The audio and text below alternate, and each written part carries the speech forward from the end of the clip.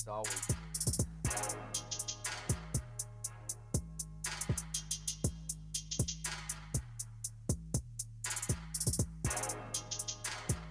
Y'all can tag yourselves on there too. On there too, Yeah. right? Cool. Awesome. Awesome. I'm good. I'm good. What's up, everybody? This is Isaac, and we are back at the shack. Back from Thanksgiving. I took a week break. I needed it because I had to focus on Thanksgiving. I mean, come on. Yeah. Let's get real. I got two manly men, probably two of the most manliest men I had here at the shack. And I've had some big ass MMA fighters. I take that back. You know what? No, but anyway, couple of bad dudes, and we're here to talk art. We're here to talk life. We're here to talk podcasting. We're here to talk fitness and just man stuff. We're here to talk Dallas Cowboy stuff too, maybe. I don't know. What's going on, everybody? Jason Hector. Pleasure. Jason Hector and my boy Auggie Del Rey, a.k.a. Jimmy Swag. In the house, What's everybody. good, man, everybody? All the way back from L.A. That's right. How you been doing, brother? Blessed, man. I'm happy to be in town. I'm happy to be amongst friends and family right now. How long have you been down, brother? Almost a month. Kick ass. Well, thank you for making your stop here, brother. Of course, man. I mean, and you too, brother. Yeah, I know you're a podcaster, a family man, and thank you for stopping by. And I knew by the way Kenny described you, and by the way I checked out your messages, that it's like this might be a good episode, because I want to know, of course, what my boy's been doing, and I do want to just get to know you, brother. Right on, man. So I'm grateful for the opportunity. let's start off small. How was your Thanksgiving? Did your family show out or what? Or did y'all show out? Did your family show out on cooking, and did you show out on eating? Man, for me, it was everything was a plus. I've been out in LA for so long, so I haven't had a cooked meal like that in a while. Oh man! So everything was great. And then a good beer with family. Yeah, You know what I'm good food, saying? family. Yes. So for me, everything is right now has just been a blessing. Especially since I haven't been around family like this for extended period of time. So I'm really enjoying it. Dude, I keep up with you, brother, and I have no idea how you have time to sleep, brother. Right? You're all if you're not in the gym, Yeah. then you're either creating or performing. Yeah. And man, I'm so proud of you for that, because Thank there's you. a lot of people that talk that talk. Yeah. We all know that in life. Yeah. And but you're walking it too. Yeah. Successfully now, brother. Thank you. Yes. And that's another thing that hard work always prevails. Yeah, man. You know what I'm saying? Yeah, I mean, we go way back, We do, so brother. like we know what the price is, and so for me it's just about allowing myself to be in love, because I am with Right. what I do, Kick ass. and to be That's right. obsessive with it, and then just do the work, because after that, man, it feels like work when I'm not doing it, so it's like, hey, that's why I'm so, because otherwise what would I be doing with my time, Yeah. So this is the life I want to live. I wanted to create. I decided a long time ago, so now every day, like, I feel No more coulda, shoulda, wouldas. yeah, no, man. Like, it really is in your control. Like, once you shift that mind perspective and realize everything really is within. That's what's up, brother. How about you, brother? How was your Thanksgiving, my friend? Well, I feel like I'm always blessed. Awesome, Like I'm always brother. blessed. Yes, Has I nothing- love that. Has nothing to do with money, material things. We're waking anything up like in the that. morning. You know, I'm above ground, and a lot of my constituents and family is not. So, Yes, I hear you, or brother. they're in a situation that is permanent for them. But we really didn't do a big Thanksgiving this year. Okay. We got 5 kids between the two of us. 3 of them are grown, Got and you. we have twins at home that are seniors. Okay, girls. okay. Oh man. And then we have grandkids in the blended family. And I'm like, a few years ago, long story short, we were like, when the girls, it's my stepdaughters, but I've been their stepdads for a long time. Awesome, brother. And yes. I'm like, so they would go see their dad in Houston, and I'm like, man, this ain't fun. I said, a few people do, just like the elders. Right. I said, if you're grown with family and you go to your families and you got children, you better bring something. or you better help clean up. You better do something. Yeah, I just you sit ain't here, kidding. I would feel awkward come if I on with that didn't. shit. I'd feel And I awkward was if I like, a few didn't. people do all the buying, all the cooking, all the cleaning, and for me, I go back to work the next day. I said, that's Yep. anything but relaxing. Right. I said, like him talking about time, like you saying, you don't know how he has on my small life. People that know me know don't come to me with some excuse about some time. I'm deliberate about my time. I Yeah. have to be Yeah. because the people that can waste time is set aside for the privilege. Even if you're not rich, it's privilege. I said, I you know why them agree. guys can sit up there? You know why they can do that? You know why they can go to the bar? I said, because they have time. They got some. They got the skip steps in life. Yep. They got a free house. They got a free mortgage. They got a free car. I said, I didn't realize that till later. It's like I can't be fucking around. Right. This is what it does. So I was like, my mother-in-law lives down the road, and my wife's Hispanic, so everybody's there. Yeah, oh, And, yes. and she's like always determined. But like, not just on Thanksgiving. yeah, we got like we got to do it here, and I'm like, there's more space down there. So we made our few dishes, went down there, and came home, and we'll talk about the football and stuff later. But I'm one of them ones. I am a football fan, but I don't revolve my life around it Right. because I can't. If Oh, I for did, sure, I couldn't brother. train. I couldn't do this. So For I was sure. like, it's rain, it's bad weather, mimosas. Finish it off watching the game. But just like he said, these aren't options. It's not negotiable what he does. And that's what I feel like with everything I do. I'm like, hey, y'all forget I work a full-time job. I wish I didn't. I'm trying to get to where I don't. I said, I do this. I said, for what I know how to do, I remodel my house by myself. Right. said, I know it. this. I said, Thank God for YouTube. And my dad was a construction worker. and I said, I didn't know anything. I figured out as I go because I'm trying to keep debt, and we're getting close to paying it off. Awesome, brother. Congrats on that. We're making transition to the coast. That's what we've been working on. Sweet, brother. So if it's not necessary and it doesn't align, podcast, training, my family. I'll get to that later. My writing, I plan on. I can't call it anything but a hobby right now. I plan on I've been working on it for a while. The next 2 years, I plan on getting my first book written. And I may have to rewrite it. They may say, you proofreading, you got to redo it. But it's been in the plans for a long time. Congrats, brother. And I said, I do all this shit. And I said, people come to me, well, I got too busy. I said, if it's important to you, you'll do it. That's it. And I said, you got to get up earlier. You got to stay up later. You got to give up your fucking weekends. I hear you, I brother. said, y'all ain't willing to do that. I said, so people that know me don't even come at me with that shit. I said, because here's what I do. And I said, I got every excuse in the world not to do it. Like he said, it's not negotiable.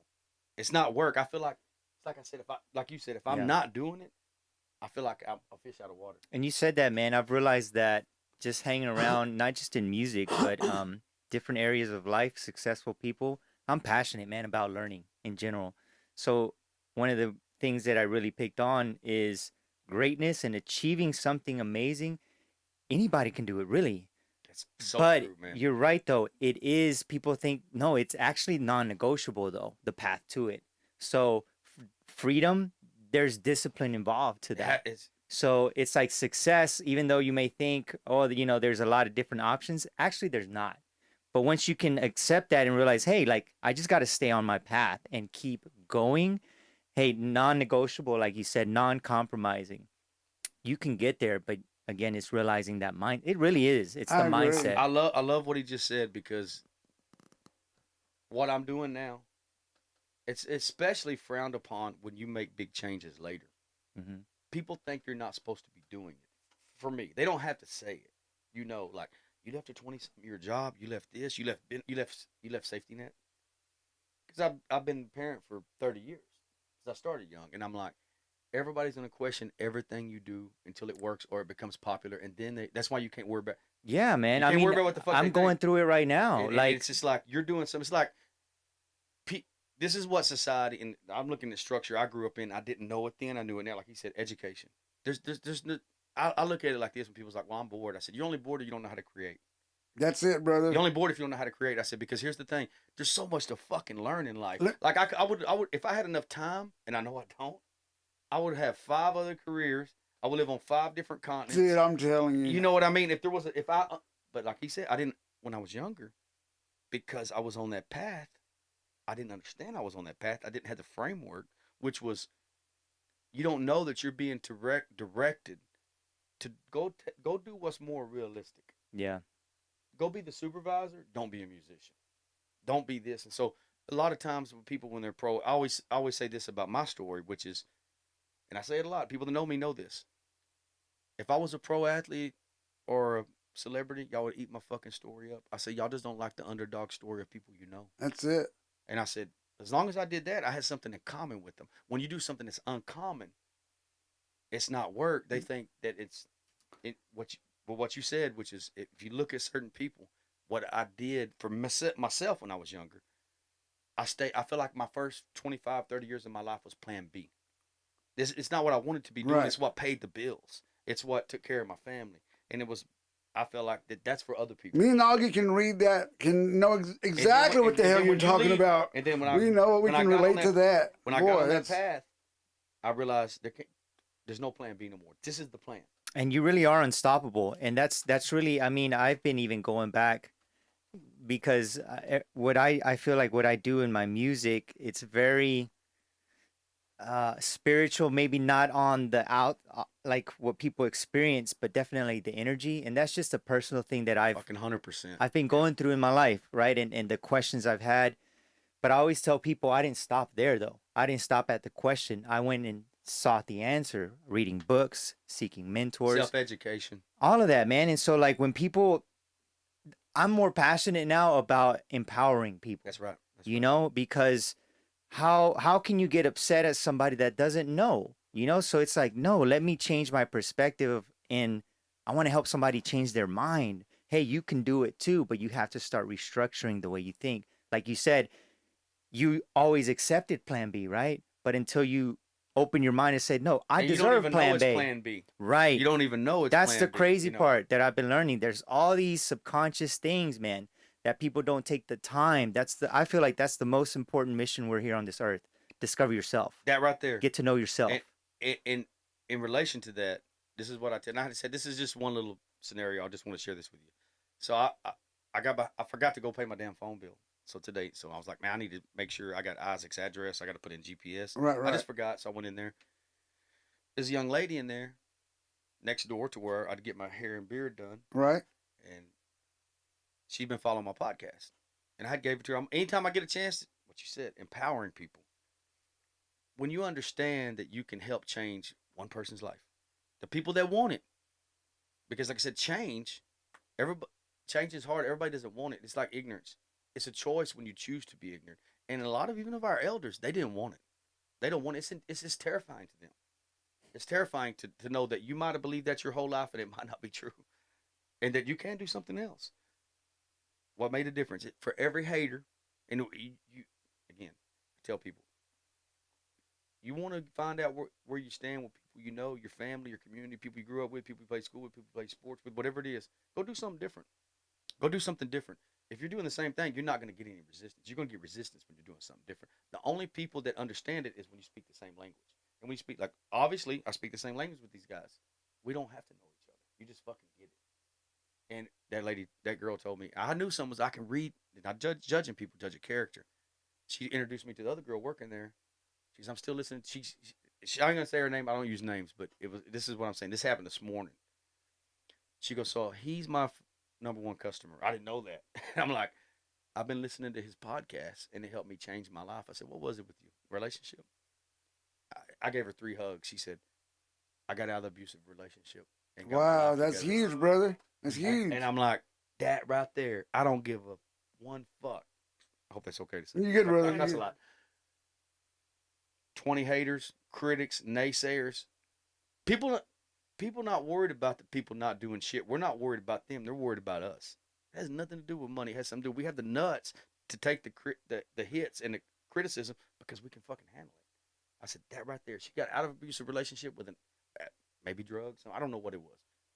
But that right there, it takes one person. Like I said, can you empower people? When we leave this earth, I always tell people this. I just started with this with my family a while back. I said, when I die, no one's going to give a fuck what house I lived in, what car I drove, how much money I made. That's it. And I said, don't matter then. I said, because it don't fucking matter now. I said, that's just for everybody else. That's just for everybody else to give you fake credit, and the same ones that go talk about you. Whatever you think they're saying, they fucking are. Dude, I get sorry. I need no, go ahead, because I love that right there, man. That's exactly. I get asked all the time why I do so many things all the time. Here's the thing, and I especially tell my nieces and nephews this. It's like you don't want to be an old dude to where you can't move around anymore and say, man, what if I done this? What if I, that's so small to think about, but at the same time, that's so huge. So I try not to leave anything. I mean, sure, there's some things that are, like I said, that are out of my reach, but that was young Isaac. But now, like, I'm a 51-year-old Isaac. I got life pretty much how I think I want to do it. Here's the deal, though. I'm going to go ahead and do it. Yeah, you only man. got X amount of years on this earth. And you know That's what? fucking- Like the people that you look up to, the famous people, the influencers. I mean, even Mike Tyson has been quoted saying it out loud publicly. They still feel fear. They still feel those things. They're not. That's what I've learned. It's like, hey, they're no better than you. They just didn't quit. They kept That's it going. right there. Like, fuck yeah, it gets hard. But like you said, like, this is the life we got. So it's like in learning to understand the language, but it's how do you play the game? How do you expect to win if you don't even know how to play the game? What the rules are of this life? How big is fitness alongside your craft? For me, it's huge, man, and it's not even necessarily because Is of there a the craft. 50-50 or I mean, when your arts? I mean, not your, I mean, how's like you working out? Does it come second to your art, or there's no second? There is no second. I I feel know like what he's it's gonna all say. it's all intertwined with me, because for me, since a young age, I've been working out in a gym since 13, and I have never stopped. And I feel lucky and blessed to have had mentors very early on that taught me not just the weights, but the concepts of what we were doing on a deeper level. And so now for me, I've never stopped, man. So it's not like I make a distinction in my head of I'm an artist or I'm a lifter. And there it I'm goes all, hand in hand. I'm Yeah, all of it. yes. Just like I'm a businessman, just like I'm an entrepreneur, just like I love to meditate, just like all of that. It's who I am. So if it's something that's good for me, and I advocate it because I feel like the gym is like a simulation of life. If you go in there, all the things that you work through and the pain, the barriers, the doubts, the failures, that's life. They're not wanting to be there. Right. But still going. But that right there is so big shout out. If I can do a shout out, Yes, one for of sure, my brother. I'm an ambassador for this brand. He's gonna love this. Just shout out to my boy Rudy, Body Legacy. He's a Iron Man, Okay, kick ass. and so he has a slogan on his. It's so good. It's discipline above motivation. That's what he's saying is, fucking, I don't feel like doing a lot of shit a lot of days. Yeah. That's true. Most Yeah. fucking days. That's It's true, like brother. the difference Yes. is you're when you're motivated on a sunny day. You're motivated when everybody loves you. You're Yeah. motivated when shit's going right. When you're not. That's the difference. What's he been doing his entire life? I have too, and now I do it a different way. So then that, right? So for me, it was much deeper than that. So I feel like people get to that point, but then what? Right? Yeah, It's yeah. habits. Okay, then what? It's reprogramming. That's really what it is. You got to find the problem, and you have to start catching, like here lately with my brother, just having these conversations. Even last night, I was telling him, and it's all love, and I tell him that, but I'm like, hey, I'm not gonna sit around and entertain bullshit. Like I've grown to a place in my life now. I'm very aware and protective of my energy, who I'm around, what I allow. That's exactly right, even brother. even in words, man, because words are so powerful, and those around you is very influential too. So either, hey, friends, we're gonna come up to my level so you guys can challenge me, or we're not gonna do it.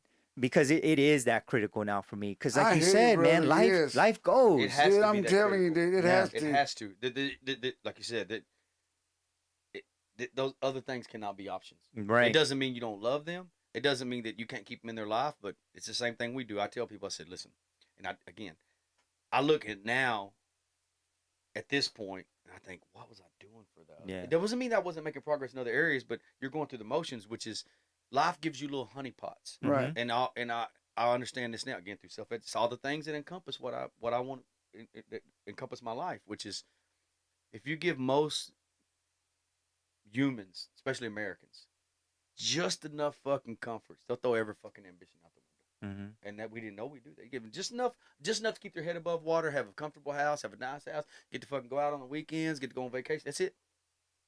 And I used to tell them at the place I worked at for a long time, they make it look like you're ungrateful, and I'm like, you don't owe this place your fucking life. Right. And I said, I didn't realize. I started That catching is like, exactly so I right. said, this is a fucking deal. You paid me, I performed the job, we're done. I ain't gotta like the fucking shit. I do it. Yeah. Because it's my job. And I said, why would you say that? And I said, because you have just enough comforts.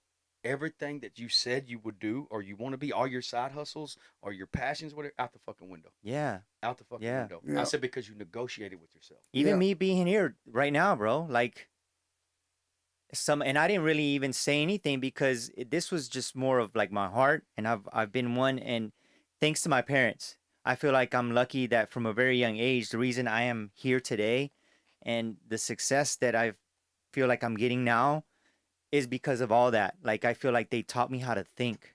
And my parents are both immigrants. That's huge. They're That's huge. so I understand that, you know, we did come from humble beginnings, but the biggest thing they gave me was that how to live in this life, how to use your mind. You know, open your mind. What does that mean though? How do you act That's in right. that every I love day? it. I love Not it. just jargons, but how do you take these things and use Apply 'em. them every day? Yeah. So through these things, man, that's what's given me the grit, because it does, you know, take courage to go out and be who you want to be. And so that's why I always tell people, be excited about that and know that you have the courage, but it's gonna take courage. Just keep going. You know? What's your day to day like in L.A.? So Like you getting up in the morning. yeah, What time is that morning? What time is I it? usually get up between like 5:30. Damn. Literally, I say that and I go to work at 7. It's like, damn. all these things that I started doing, man, it was more of because I got to a point in my life whenever if you're keeping, it's like, how are you going to solve a problem if you don't even know where to go? Like when people start talking about their diets or whatever, it's like, I know exactly if I ate something different because I eat pretty consistent every day. So if I eat a cheat meal or something didn't sit right, I know where, like, okay, I'm not going to do that again. Well, you're in Or tune that. with yourself. Correct. You're in tune with who you So are. being Yeah. in tune with with even more important than this physical, spiritual, consciously. So when you're in tune that way, day to day, you can start to figure out, I need to adjust here. This isn't Yes. working here. Why am I feeling this way here? And sometimes, man, it can seem overwhelming, but it's like anything else. Just start doing the work, right? So for me, like my day to day just has evolved in that. Like, what do I need every day? So it's waking up early. Why? Because I feel like I want to be able to have more time in my day to really accomplish, to really do. And then first right, thing, that's right. literally rising up from bed, literally meditate, because I don't want to give no room for anything else. Because I found, man, like in my journey out there in LA, I did get lost a little bit out there for a little while. It's a wild place, huh? It is It's a wild. wild place. It is wild. I can only imagine. Yes. I live in Nashville, the opposite of L.A. So. And especially through some of the challenges that I went through, I didn't handle them all great. And I was hurt in a lot of different areas of my life, and I was like, fuck it, you know? And so after living a certain way that was not me, that I thought I was supposed to be living this rock star life, I was not feeling good at all, you know? And then I would notice that those around me, they didn't say it, but I could tell they weren't either, you know? And so it's just a facade. That's when they didn't have your best interest. Like which ones? The ones that your friends in LA, your friends here? Yeah, man, and just the people in general, man. And I'm not down talking. LA is amazing and beautiful, and I'm excited to be going back here soon. But just I understand now why people can get so lost, and why even people that succeed still can feel so lost. It has a consistent history of that culture. Yeah, and man. it has It's a since culture shock. Yes. And then sure. because people, yes, I was telling this to somebody the other day.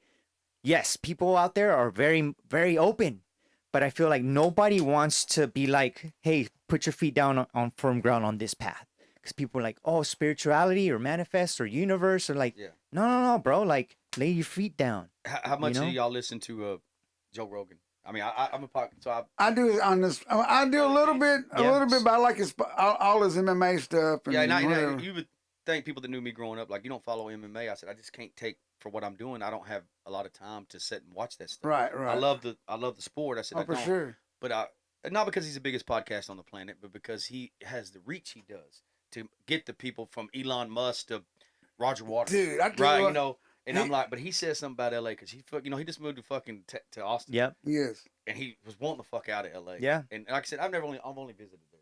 I was born in California. We moved here when I was 4, Newport Beach. My dad was murdered, and I was born there. And I only went back to visit occasionally. So I went to LA. I don't know anything about it, you know, other than visiting. He has a good exactly what you're saying. He goes, L.A. The reason it's like that is because it's a cesspool of people who are not from there, Right. and they don't give a shit. They don't. They don't. It's everything. That's why they don't take care of the city. He goes, it's an amazing place in some ways. He goes, but it's everybody's from somewhere else, and mostly people are on a mission. That makes a lot of sense. And that made sense, man. Yeah. I was like, Yep. yeah, I get that. Yeah, man. Everybody from literally everybody like from working at a gym or working at a restaurant. Everybody's like Trying to make work. it. Yeah, working on a hustle. You know. That's So exactly. to answer your question, like, wake up, meditate. I've been doing like intermediary fasting Yeah. before it became popular, but that was just more something I stumbled upon, and I was like, wow, this feels actually really great. So these days, man, I'm not really too concerned about putting on a lot more size. For me, it's just about being healthy. I love working out, Right. and then two to look great, and it does help me when I perform, when I Yes. sing, and so in the Do morning.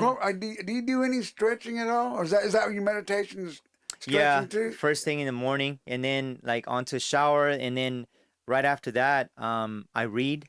I'll read for at least an hour a day, and usually like I'm reading within kind of three realms of things. I'll read something musical, something about business, whatever I feel I need to like love it. improve, and then also something spiritual or philosophical.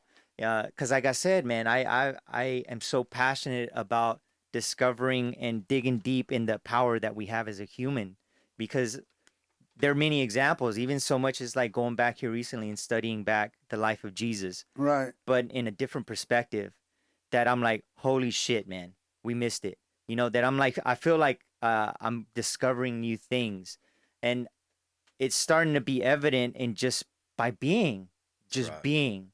You don't have to try, just like being, like you start making an impact, and that's when it starts to get exciting. That's when you know, okay, this change is really happening within me for the good, for But the you're good still of putting in the work. Though. I see absolutely, you're putting in the work. absolutely, Nothing. absolutely. Nothing. He's in fitness. I'm in fitness in a different way, but I used to do more of that. But what he said, Right. like I think now, if I would have understood, but things have to happen to put you on that They path. do. Things had to happen to put me on this path. If I'd had this knowledge now, okay, I could have been there in my 30s, but I'm not. This is what he's like. He said right there earlier. He said that one of my friends told me this one time a long time ago. He said the time's gonna pass away no matter what. That's You, it. if you have a 5-year plan, and it takes 10. You can either do it or not do it, and that makes so much sense. Hey, if it's this is what I say about what I'm doing. If it's the last thing I do, I still want to do it. And exactly what he's saying is nothing fucking replaces the work, no matter what you do. Yeah, yeah. I The work, agree. the work And is that's done. what the people don't get now. And the people that are allowed to skip steps, that's why they have the ego they do, and that's why they act like they do to other people, because they got to skip steps and they don't understand the sacrifice. You and ain't struggle. kidding. They don't get that. And then the other side of that story too, brother, is like we don't see everything though. They might have skipped a step from what we think, but we don't see like how those things like they're fleeting. It doesn't last, or it's just the moment that we see, or the other turmoil that they're going through because maybe they skipped a step doing it the wrong way or doing it being corrupt. Okay, but then what about the other internal turmoil, the things that will eventually come up? So it's like that's why it's like it's not it's even nothing to be jealous of. it's not. Nothing It doesn't at even all. No. benefit us at all At to all. compare. Because You you're can't. right. It's your life. It's my life. I had to go through these lessons and to apply to me. Exactly. to- What do y'all think of? And this is way apples and oranges, but still a little bit kind of what we're talking about in the topic. What do y'all think about all these like these teenage kids that are just blowing up and making money on Instagram, and they found loopholes. What do you think about those kids making tons of money? Go ahead. Yeah, he's in that life more than I am. I just can give my perspective, but I like to hear his.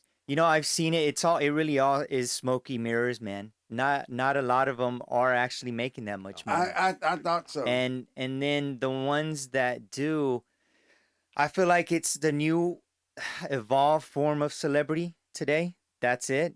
And so it's similar things, There's bro. no what's the word? I can't think. Substance. Right. No substance in like, well, what are you influencing? Right. What are you doing? And then a lot of the times it's just about not even being wise of how you're earning this money or how you're growing your career or thinking about the future. It's more of like, I want to go viral right In the now. moments. And then, right. And then everything goes out the window. Bro, like I know for a fact, I know people that like something, they were just trying to do anything to go viral and then it's stuck. And now like they hate it, but they have to do that because that's what made them famous. Yep. Right. That's So it's it. like people now are compromising and throwing everything out the window. But it's like, hey, why are you doing that? Because if you do happen to have something that blows up, hey, You guess kill that what? heat. Now you're stuck doing that, and you're not gonna be happy doing that. You're just looking for the quick fame or the whatever, but it's not a purpose for your soul, for that inner purpose. And that's what I feel like. That's what we're here on earth, because you can gain all these things. Otherwise, I was telling a friend the other day. Otherwise, then why do we see successful people, not just in fame or celebrity, but in business or anything else? Why do we still see them killing themselves or Man, being unhappy? man, I feel like I already known you guys for a long You time know? because the shit he's saying is.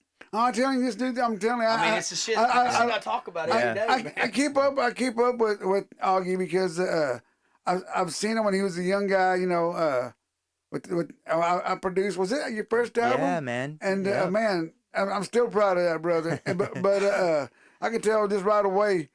One, his shoulders couldn't fit in my front door. But Yeah. but to Oh. his creativity, it's like, God, this guy can write. Thank you. Yeah. And the guitar riffs were like, wow, this guy. So I already knew, and then not to mention, you know, I guess all three of us were all athletes, so we had that Yeah. in common. It's, Yeah. yeah, on some You level, know, yeah. where did y'all? What was your main sport, or did y'all play all the sports, or what schools y'all go to? Go ahead, brother. You know, for me, it's so one of the things relation to him talking about. Well, hold on a second. Let me relate to what he's talking about. Right, right. Influencers. So I have grown kids, same age as him, and then I have teenage kids at home. So this is what I've said about social media. It's a great tool. It's the user. It's the user. So they've watched what I say about we're Generation X. I think we're all Generation X or somewhere in there. Yeah. Yeah. So and everybody thinks their generation's better. Everybody, our parents did. Everybody did it. Everybody says that. But we were the last ones that really got. So I told them, I said, oh, I see our twins, and I'm like, not cutting them down. They're good kids. They do what they're supposed to. Go to school. They all both have jobs. They planning their future. So my oldest kids, our oldest kids, 27 to 30, they got that technology. Teenagers, we got that technology. 30, somewhere around there, Gee. right? So we do know how. Like, it's a big part of what he does. It's a big part of what all of us do. We wouldn't be Yes. sitting right here doing this if it wasn't for that. I agree. But we know how to put it down. They don't. And I look at like our teenagers. I told her, I said, it doesn't matter. The parenting, we have little to no control over what. Well, brother, like I feel like what's dangerous about that is no one is accessible, No.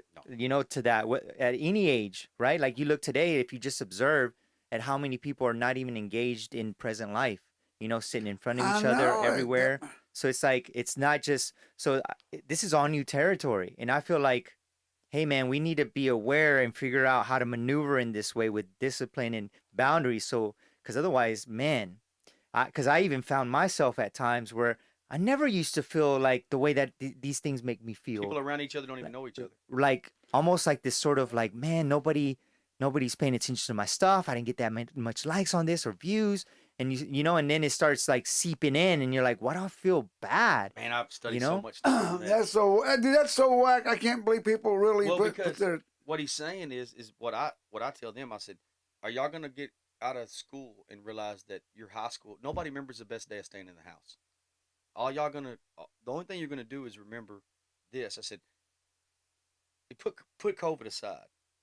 So then COVID happened. Say for teenagers, like talking about influencers. I told someone a while back, we're responsible for a whole generation, and it's always someone else. It's not my kid. It's not my family. I didn't do it. Everybody thinks that. Right. And I said, we're responsible as a whole for fucking up a whole generation because what we did was everything that we said made us who we are. We think it's too good for them. But it doesn't matter if you're rich. It doesn't matter if you're financially well off. It's that they've made it so easy. They think, and don't get me wrong, I would love to not spend 20-something years doing what I did. I would love to have been doing something else. So they think we're trying to, when we preach school and we preach these things so much, they're looking like, if I don't have to do that for 25 years, I'd rather do this. So Yeah. what happens is the value of likes doesn't mean it's valuable. I said, y'all got technology. I think we're going to see in this life, I hope, I think it's starting to go that way, that a degree in certain areas is not as valuable as it used to be. It already is. And, It's Oh, and, already it, dude. should, happening. and it should be, which is, Yeah. which is, There are so many people that are saying that well, I can't think Charlie Kirk didn't go to college. You know, I follow him. But you know, I'm just a big fan. But he's always dissing college. How you Google community college if you know how well, to I use mean, it. look at the knowledge you have. Now, this is what I was getting at was in relation to what he said. I said, you have endless education at the touch of a hand. That's free. Whether it's on, like I take some online courses when I can afford it, where he's saying he gets up, he studies this, he educates himself. So I do the same thing because I drive a lot. And I realize the other benefits to what I'm doing. I'm there, what I'm doing for my full time job because I'm there for other things, which is I might consume a whole audio book in 3 days. Right. And I'm like, y'all have it. You have it at the touch of your hand. So you choose to be ignorant. I said, because y'all follow. Now, I'm not talking about my daughters and my stepdaughter, our kids. I'm just talking about in general. Kids, yeah. You know, what it is if it's popular, that's how we make stupid people famous. If it's popular, you'll follow it. You don't care if it has good content. You don't care if it's has some educational value, something that can help people. Is it fucking cool? It's like it's just what junk You food know, junk food is and that's what compared it is. to. And that's how we make. Well, you know, like whenever y'all remember, so right when the pandemic and there's all these protests breaking out. I don't know if y'all remember, you know, around the country. So they were starting to have some in LA. And I've never been one to get political or in like that. But man, something was drawing me to it, you know, and I Right. felt like this was something like monumental in my lifetime that I'm like, you know, I don't want to feel like I didn't do something. Right. So I was like, let me just go see what I can do. So I went one of those days to just go march, you know, because I really believed as far as like equality, Right, for sure. everybody, right? So in seeing that, it opened my mind to like, wow, I was really disappointed. Like there were so many people, bro, but it was all a facade. It was all just people Wow. Right there. coming in to record themselves protesting. Hey, look at me! I stand Wow. for this. That's Like, whack. but me and two other friends of mine, literally, we marched for like 10 in the morning till like 6, and I wore the wrong shoes, man, because the next day my feet were fried. But we did it though. Yes. We did what we wanted, the purpose. But after that, I was like, you know what? That's why this country isn't changing as fast as we can and to our potential, because no one is then bringing this back of accountability. Because it's like, well, what are you doing back in your community though? Like right here, Right. not like about the world and the government. The change starts with your church, your dinner table, your friends, Your the, mind. the courage to stand up, be like, I'm not doing that. Or like, hey, we're not going to do this. Instead of like thinking the problem's way out there. What about the kids around you? What about the example you're setting? Exactly right. You know, there's the change right here I amongst agree. us. Well, I you know? agree. And in relation to that is what I talk about cancel culture. And in the same conversations, they get tired of hearing me because I said, I'm never going to quit preaching it. I said, y'all don't know what you're standing up for sometimes. You just want to fucking be a part of something. If I ask you certain questions, you can't even answer them. It's just the fact that y'all don't know who the fuck you are. And because of that, you find something to attach to. Whatever's popular at that time. So you don't know, like he said, it's a facade. You're out doing this. You're not marching because you believe in it. You're not trying to get someone censoring one side, letting other people. That's dangerous. And I said, you want to censor? We can't have no censorship. No censorship. None. No. Period. At all. It doesn't matter how fucked up it is, unless it involves children. You gotta let everybody talk. You don't have to agree with it, but you gotta let them talk. I agree. And I said, y'all don't even know what you're go do. Like, let's say, I got a little white blonde headed granddaughter. I got Hispanic grandkids, Hispanic stepchildren. I got white kids. We're a blended family. So when the Trump thing, I don't like getting in politics either. Just examples. I know we're going off here, but in relation, because what he's saying is echoing both of what y'all. I was like, For sure. like we already talked. Yeah. Man. And I yeah. said, when my stepdaughters came home, we live in a small community. They're Hispanic. I didn't saying I was getting Trump or I told them when they come to my house, hey, you got a Joe Rogan sign? Joe Rogan, Cameron Hayes, get the fuck out of my yard. And I was just didn't want to deal with them. It's like if Jehovah's Witnesses come to my house, I'm not gonna be rude. Hey, leave, man. I don't want to talk to you. You know, they come home. We don't like this. We don't like this. Hold on. You listen to your friends at school, and most of their families have never left this community. We might be from here, but when people meet us, they think that we're more cultured than we are because of where my mind's at all the time. Yeah. I don't seem like a guy that's been in my same community, and I wish I wasn't. And I'm working on that. I trapped myself early in life, and I got out of those traps. I realized I was in traps, and I said, "Why don't you like? Why did they say that you can't like those people? Like anybody? That's why I don't go by what anyone else says. I'm gonna find out for myself. That's your report. Maybe a family member. It's like when somebody hates on you, they like to get a whole group to hate on you, and you don't even know why you don't like this person. You just knew that mama didn't like them or your sister didn't like them. So right. And I told him, I said, hold on, I'm not telling you who you need to like or who you need to vote for. I'm saying go do your homework. That's and find huge. out Yes. why. Definitely, Do some research. that is definitely You got huge. this. You got this. Again, this is how you choose to use it. And if you're ignorant in this society, it's very much a choice unless you have a learning disability. I remember my dad used to vote. He voted Democrat, but to me, he voted Democrat without seeing the big picture. He just saw, and I can say this because I knew my dad. That was my dad. But anyway, he voted Democrat because Hispanics were supposed to, That's and he only knew this much politics. That was a different time, though. well, most Right. people know about that much Yeah, politics. yeah, that's the deal. Exactly. Most people, including me. I'm Exactly. like, Oh, for you know, sure. For sure. No, I agree. And I try not to know politics, but I wind up listening. I mean, getting involved in because listening that's why I try to stay away from that conversation. Because let's say my beard's growing out a little bit more now, but last couple of years, the picture you posted of me was a pretty current picture. Right. But I had it down to about right here for a while. Right. So when people see me, it's this stereotypical. So I'm middle-aged white guy, long beard, got tattoos, look like I reasonably fit. First thing they think is he's 100%. He's a Trumper. They don't say it. But I would get people. They'd hear me talk. I go, people. They try to get, especially in small towns, they try to get you in these conversations. Oh yeah. You know what I mean? They try to lure you in. So I go in the little store. There's different places I go. I was in Houston this time.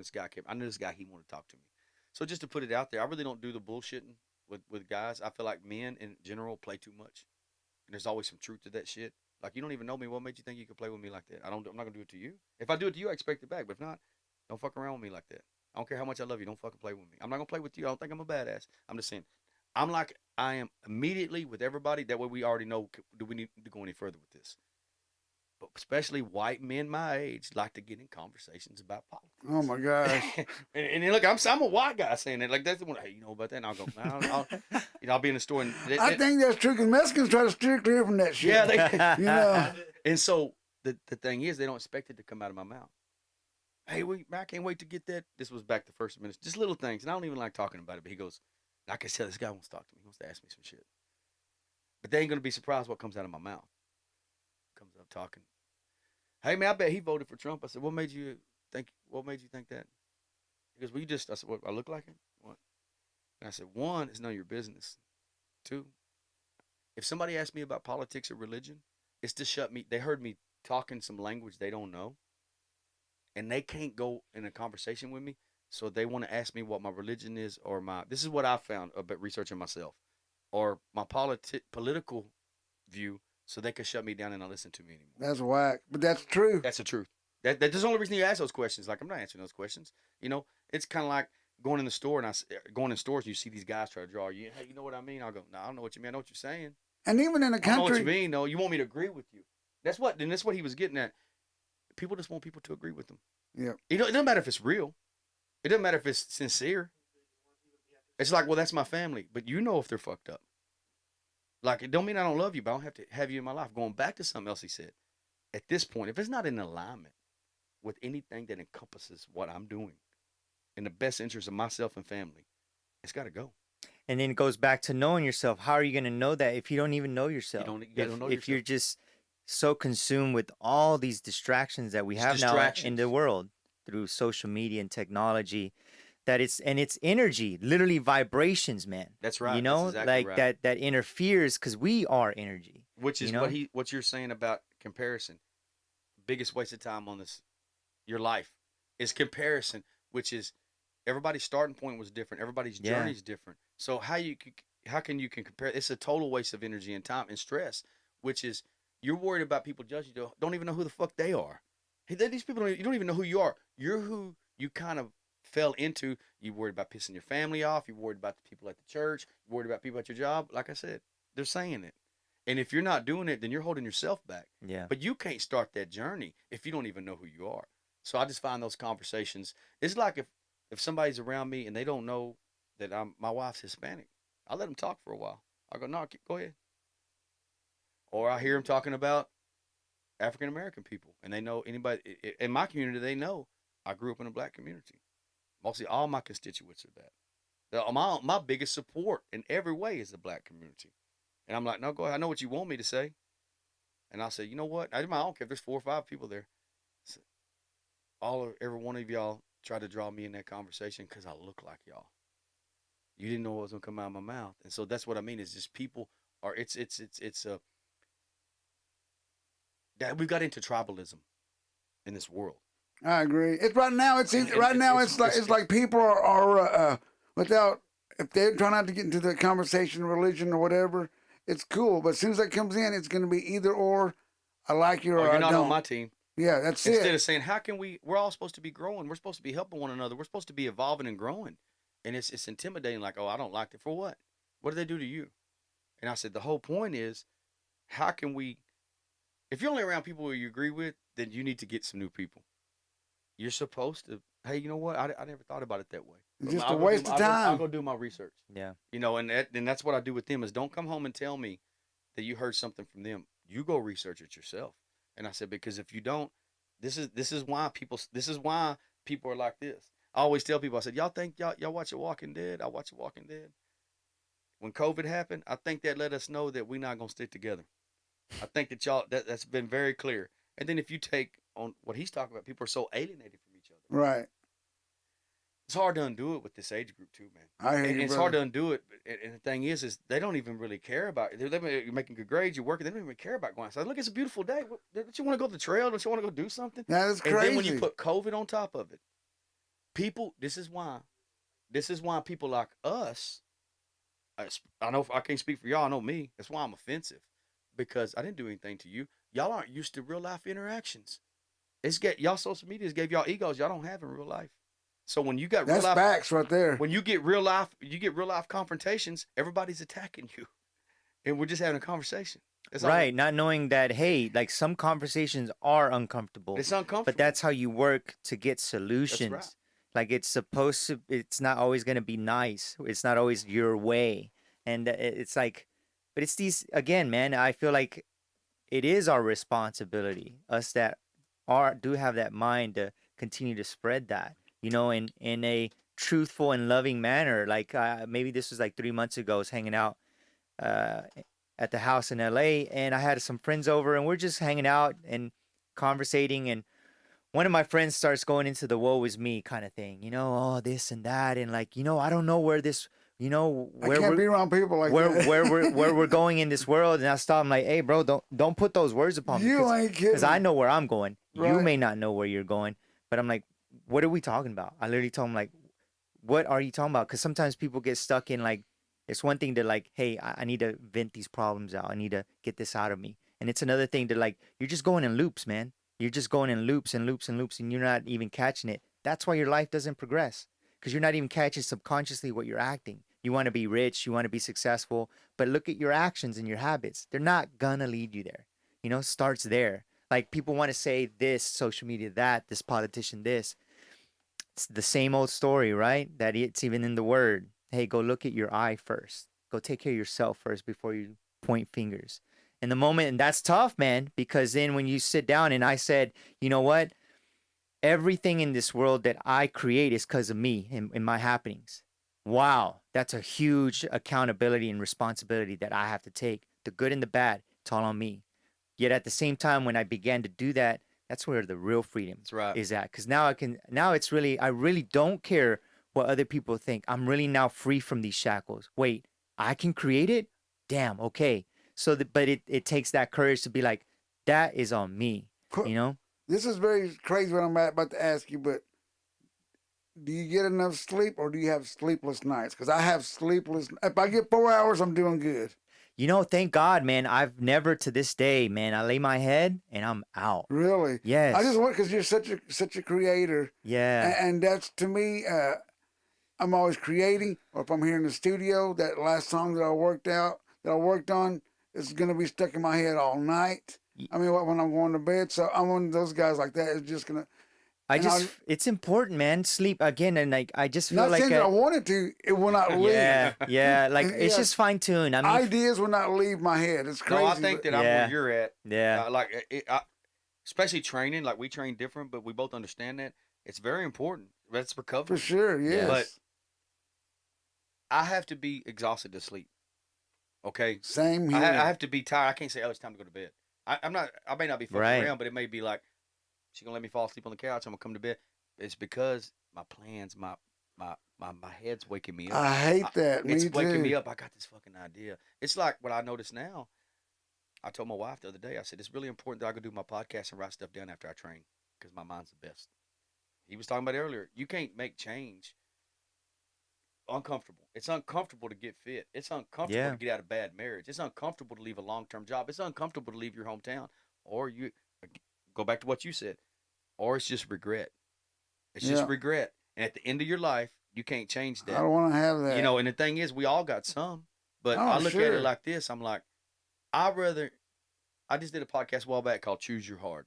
Everything's fucking hard. yeah, man. It's hard. You know what? It's hard eating. It's hard eating healthy. It's bad. It's hard eating unhealthy. It's hard training. It's hard getting up early. It's hard sleeping late. It's hard being it's hard being in a relationship. It's hard being single. Well, man, Everything's hard. we're making sacrifices whether we want to or not. So it's like better to make the That's right. sacrifices for the benefit of your life and your future. And I feel like we don't, at least in my opinion, right? I don't hear that many people anymore talk about, hey, sacrifice. your future, think about your future. Like, what are you doing today for that, right? And people need to be aware of that. I mean, look at TikTok. You're making it's sacrifices insa- either way. right. You're making a sacrifice either way if Right. you know it or not. But one of them, no matter, may not be in your time, may not be in a year, may not be 5. One has a result at the end. And brother, let me Yeah. tell you, man, I here Mhm. recently it is true, man. Everything that you put out to this energy, there's a counter energy that will come back to you. You know, so if you think you're getting away with certain shit or you're like, oh, that's not true. The truth is real. The truth, because it's based on this vibration of this world that we live in. So Right. like that's where I'm at now, man, where I'm like, let me work at my full potential instead of fighting myself in certain areas. But that takes courage to do every day. That takes courage to say, I fucked up here. It's no one else's fault. Even like here recently with a lot of mistakes I made in my life and personal life where I came to the decision, I'm tired of feeling this way. I'm tired of terrible way to feel, I'm yeah. tired of hurting maybe, or like, man, why am I so depressed? Take the power back. It starts first accountability. Saying, you know what? In this problem or in this relationship or it went this way, it's me.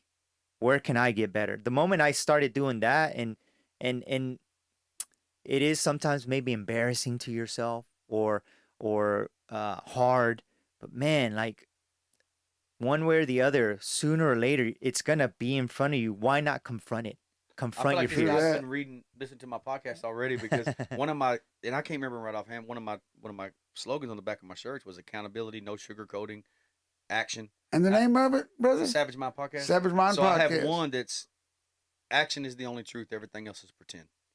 You're just talking about it, and that's what most people do. I noticed this. We in society, most of the people I know, y'all like people who pretend they're doing it because y'all are pretend you're doing it. That's why y'all make New Year's resolutions. It doesn't matter fitness. It had to be fitness, and it's gonna last till March, maybe. Maybe Man, you're I done. know. I mean, I've made You're one fucking forever. done. So I've made one forever. and this is useless. It's when discipline is absent, motivation's useless. It's who we are. It's who we are. It's automatic for me. It's not negotiation. So what I say about, I guess I never really diagnosed myself to PTSD of the shit that's happened in the right. family. I got you. And so what we were talking about his fitness. He's like the gym, what it does for him. And I was like, to me, I'm not on any kind of medication. That might be coming later. But what I can't explain to people, why would you go out and do that? I said, look, if I don't get up and do this, I don't know who I would be. I'm a better family man because of this. I'm a better father. I'm a better grandfather. And we're supposed to be changing shit for generations. Right. If we want to change it, I look at what's happened in my life, my father, son, family. It was supposed to be me. That's deep. It was supposed to be me. I didn't know that it was going to have to happen this way, and I would have picked another way. So I'm changing stuff for them.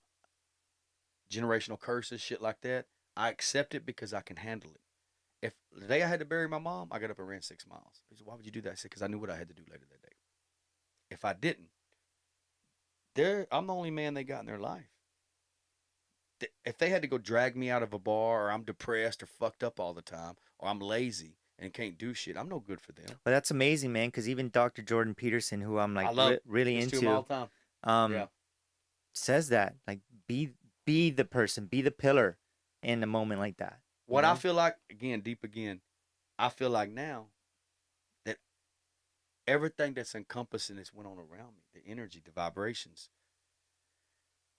people aren't in alignment with what they're supposed to be doing. And that's why their life is chaotic. You're ignoring what you're supposed to be doing. Right. And I realized I didn't know that I was fighting it. Why does it have to be me? And then finally I said, it's me. I accept the responsibility.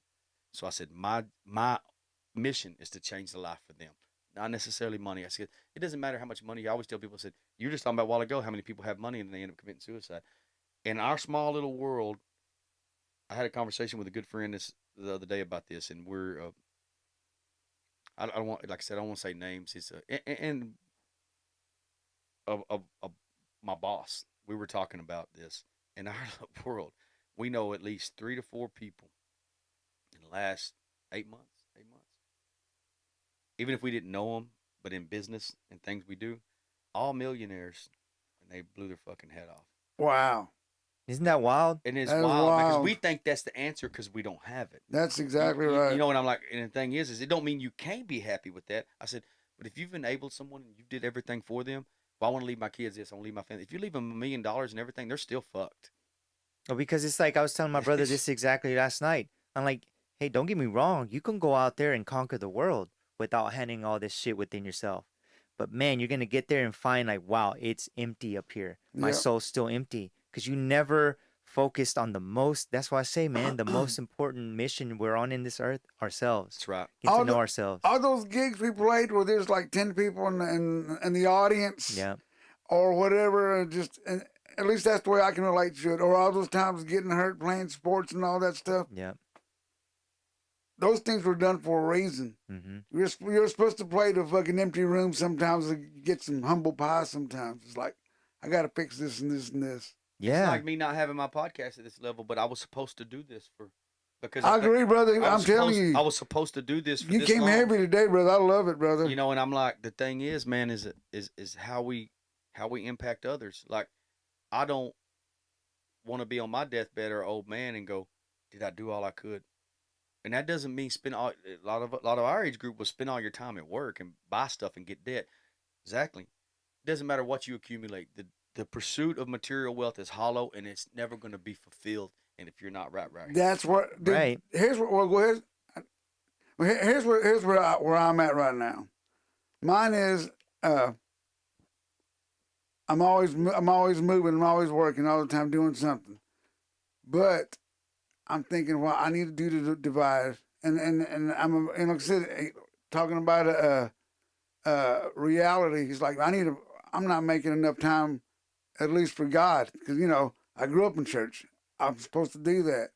I do pray about 3 times a day, but I still think I can do more. And also, I'm fighting with the fact that, man, should I be doing out there something in the community that, but I don't have time. I got, I've got my family, and then I've got two or three podcasts. I produce music, and I have a day job. And a long time ago, I say that's what I did. No, I'm a musician. I've always been a musician. So I'm a musician too. It's like, but I do struggle with that. It's like, man, should I be doing more or anything, You know for the what's helped me, community? man? Like one time, one of my mentors out in LA once told me, he's like, you may have a lot of different passions, but you got to start zeroing in on your purpose, right? True Your that. That's it. purpose, and then put that energy, because we could, right? We could fill our entire day with all this stuff, and we ran out of time, or we're so out of energy. But now too, it's like, and I've had to work on that too, Yeah. channeling my energy to be most effective of purpose. So like, what I feel like my purpose is in my music and art is really that, my message. So yeah, my working out does play into that. Everything, I didn't realize it at It's all first. one. It is all It's all one. one. It is. It's all it. We And one so, don't happen right without the other one. and then like it's these moments of being by yourself in thought. That's when the ideas come. That's when you're like, you know what? This isn't good for me. But if we don't ever take that time, and we're so like, we got to do this, but take the time of like, let me reflect on my week or on my day. Like, why am I feeling so groggy here? Or this doesn't feel right, or this feels great. I need to do more of that. But without taking that soul temperature, like, how do you know? You don't. You don't even know where to start. But that's where I found meditation really helped me every day. And like, okay, this is where I'm at. This is what I'm feeling. Hey, calm the mind down, calm the feelings down, learning how to separate things, and having composure. That's a big word for me this year. Me and my musical director talk a lot about this year, because we face challenges, man. People piss us off. People do us wrong. Did you You know? did you ever train any martial arts at all? No, I didn't. The jujitsu a little bit in LA. That's what I was asking you about stretching, because that's what I studied, and the stretching, and all that stuff. But it's That so shit's awesome. intense. Yeah. I loved it. Yeah. But it's the same thing like with the gym, man. Any sort of physicality that challenges you to challenge yourself physically, because life, that is life. Life dude, is pain. I know what you. Anyway, I just started laughing because man, I was like, I heard through the grapevine that there's gonna be, well, actually this month there was gonna be a jiu-jitsu tournament. So I was like, I told my wife, you know what? I'm gonna give it a go one more time. She goes, sit your ass down. Why not? I didn't have 2 knee surgeries. One was a major surgery, and it's like, I was like, I know it's just but here's the deal. I'm older, by age, but my mind still thinks I can still do that. We all think that way. Son of I a think the bitch. same way. That's too. how I get hurt playing sports. That's it right there. Is like I always tell women, I was like, y'all think these old guys, you think the older guys, whatever you think an old guy is, y'all think, well, he's perverted old man. I said, you got to remember, in his mind, he don't think that. In his mind, he thinks he's still younger. Yes. And I said, it happens, before you know it. And relation to what both of y'all said was, I'm talking about life getting busy, and that's why there's a difference between passion and purpose. People that don't have a purpose, you feel it with life's deficits. It's deficits of life. Whether we're talking about different deficits, when you start out in deficits of life, like if you come from a single parent household, that's a deficit. If you're in poverty, that's a deficit. But later in life, that's how we feel it with other things. Is because, and at the time I didn't understand that either. When I understand my purpose now and why I'm here, then everything else fits together with that. How was there ever a eureka moment when you thought that, when that all that came to you? It's an awakening, like he said, reflecting. I reflect of even today of why I did certain things. I might be on a run, or when I still rode my motorcycle, I'd be like, it'd be something from 15 years ago, and go, Oh, why did I do that's that? gonna happen forever and ever and ever. Not necessarily something bad, but Yeah. but it was like, say for example, like I used to, when I was younger, I was a gym rat, and like I said, playing sports and stuff, like so what different sports we played. So early in life, as a preteen, teenager, well, not say teenager, elementary school up to about middle school, I really just I would love BMX and freestyle. And Oh man, and I I was used to good at love it. BMX. And I was good at it. And my mom didn't drive. I never seen my mom drive a car. I never seen her drive a car. I never seen her swim. She was a good woman, but so I had my stepdad there for a while, and he wasn't abusive, wasn't a bad guy or anything. He just was there. Well, guys, And he was a Marine. He was young. He didn't have kids, and I didn't understand how young he was then. That she was, but again, I was in that mindset of she's mom. You take up for her.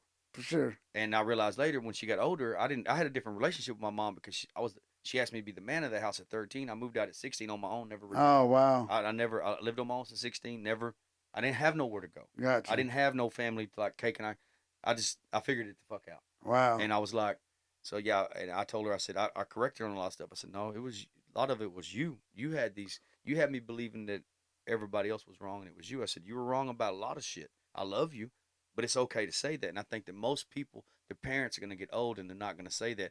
That my mom never took that personally, because I said, you asked me to be the man of the house at 13. At that point, I can say and do what I want to. And I moved out at 16. I pay my own damn bills. That's So big right and I there, said, brother. I can Jeez. tell you. That's why at that point, that's why I didn't listen to men a lot. I used to tell men, don't any man, don't put your fucking hands on me. I got my own place. I take care of my own place. If you put your hands on me, I might lose. If you put your hands on me, I'm be forced to touch you. But I didn't care if it was a 40-something-year-old man. I was 17. Don't fucking touch me. I'm not gonna touch you. Don't fucking touch me. I take care of myself. I don't put your fucking hands on me. But the point being Right. was I loved BMX, but I didn't have a way around. I said I was a biker from Detroit. It was an ex-marine. Don't you have a mongoose? You look like a mongoose. Well, I had man. a fucking red line. I had a, Oh, damn. I had a Oh, Skyway. damn. What? I was doing 360s. Now, those are white boys' bikes Yeah. right there. We couldn't afford. We had mongooses. Well, I had a mongoose. The thing was, my dad got killed young, so I didn't. There wasn't no money. My mom didn't make much money or nothing. But if I didn't get nothing else, even at 10 years old, I'd say I want that racing bike. That's she, it, She would yeah. pay half, and I would go mow yards for the rest. Badass. So living in the apartments I did after we moved out of the housing projects.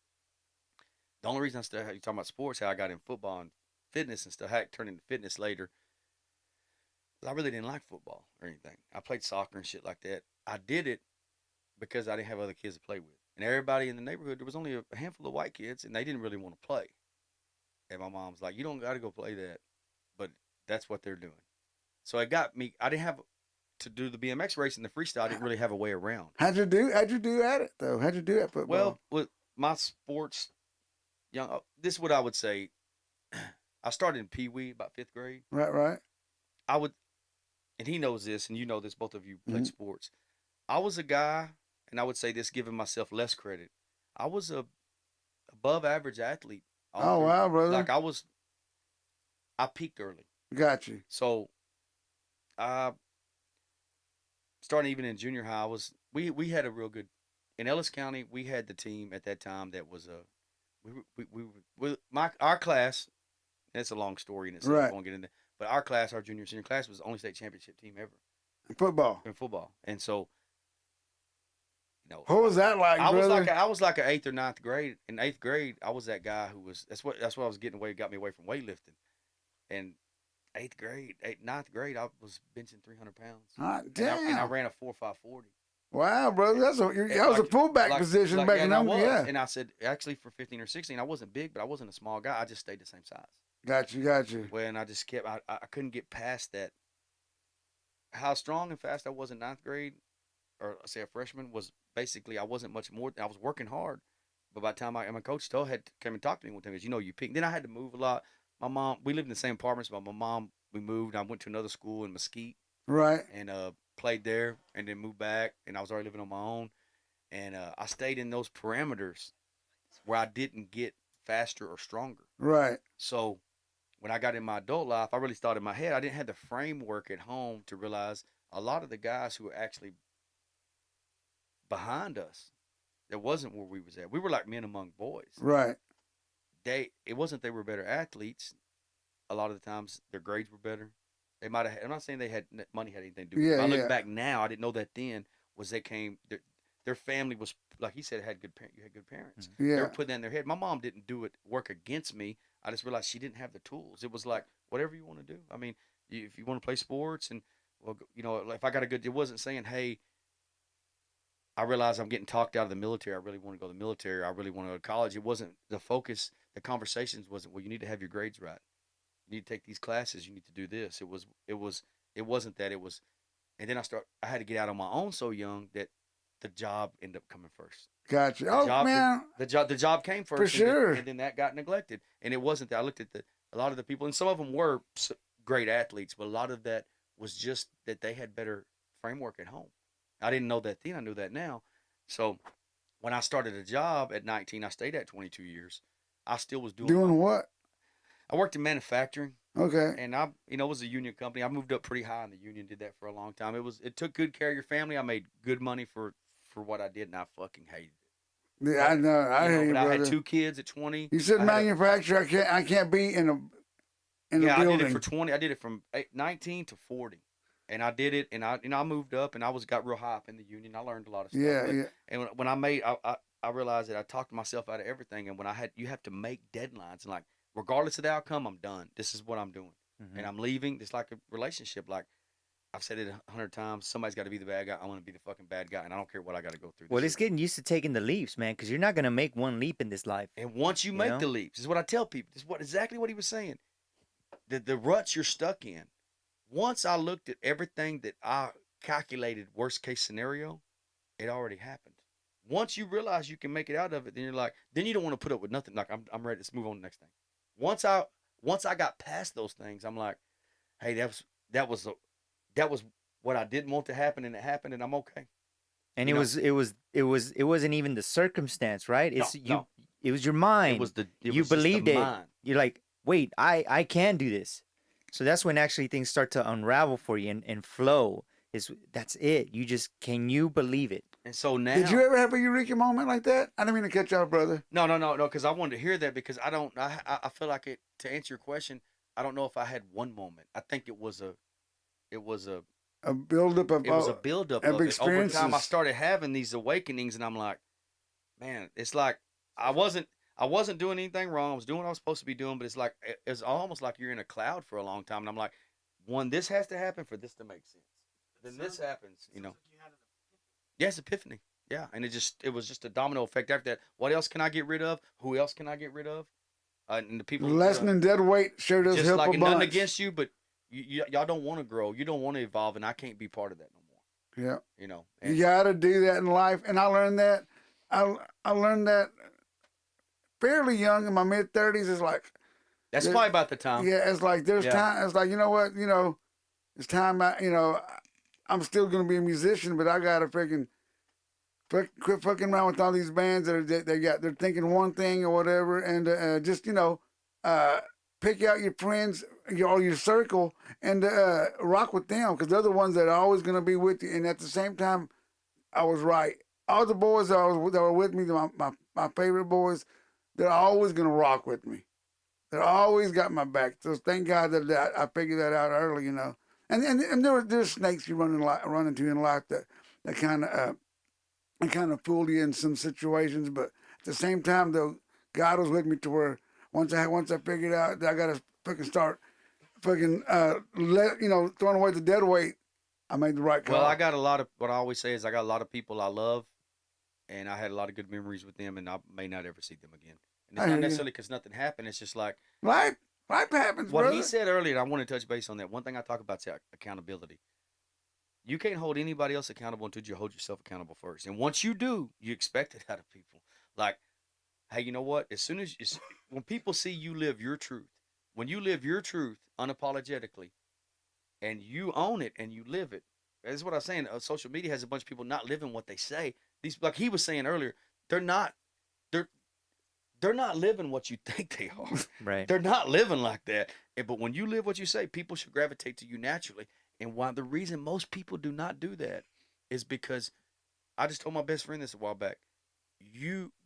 We have people in our life because we put up with them, whether it's family, blood related or not. If you really put your foot down and you quit allowing certain shit, you're gonna have about half the people in your life or less. Our circle's really small, and nothing had to happen. All we had to do was, this is our plan, this is what we're doing, and people don't want to go on that journey with you. And the whole thing is if you go back and look at your life and you look at the shit you allow from people or they allow from you, a lot of times they only have them in your life because you put up with their shit or they put up with your shit. That's exactly right. That's the truth. That's facts. Yeah. And when it does, and you don't want to take that. Well, I've known them for 30. We've been best friends for 30 years. And I said, I thought y'all were good friends for 30 years. I said, we've known each other for 30 years. We're not the same people no more. I said, nothing against them. I wish them well, but they're stuck in, like, even couples that are toxic. Me and my wife won't be around them.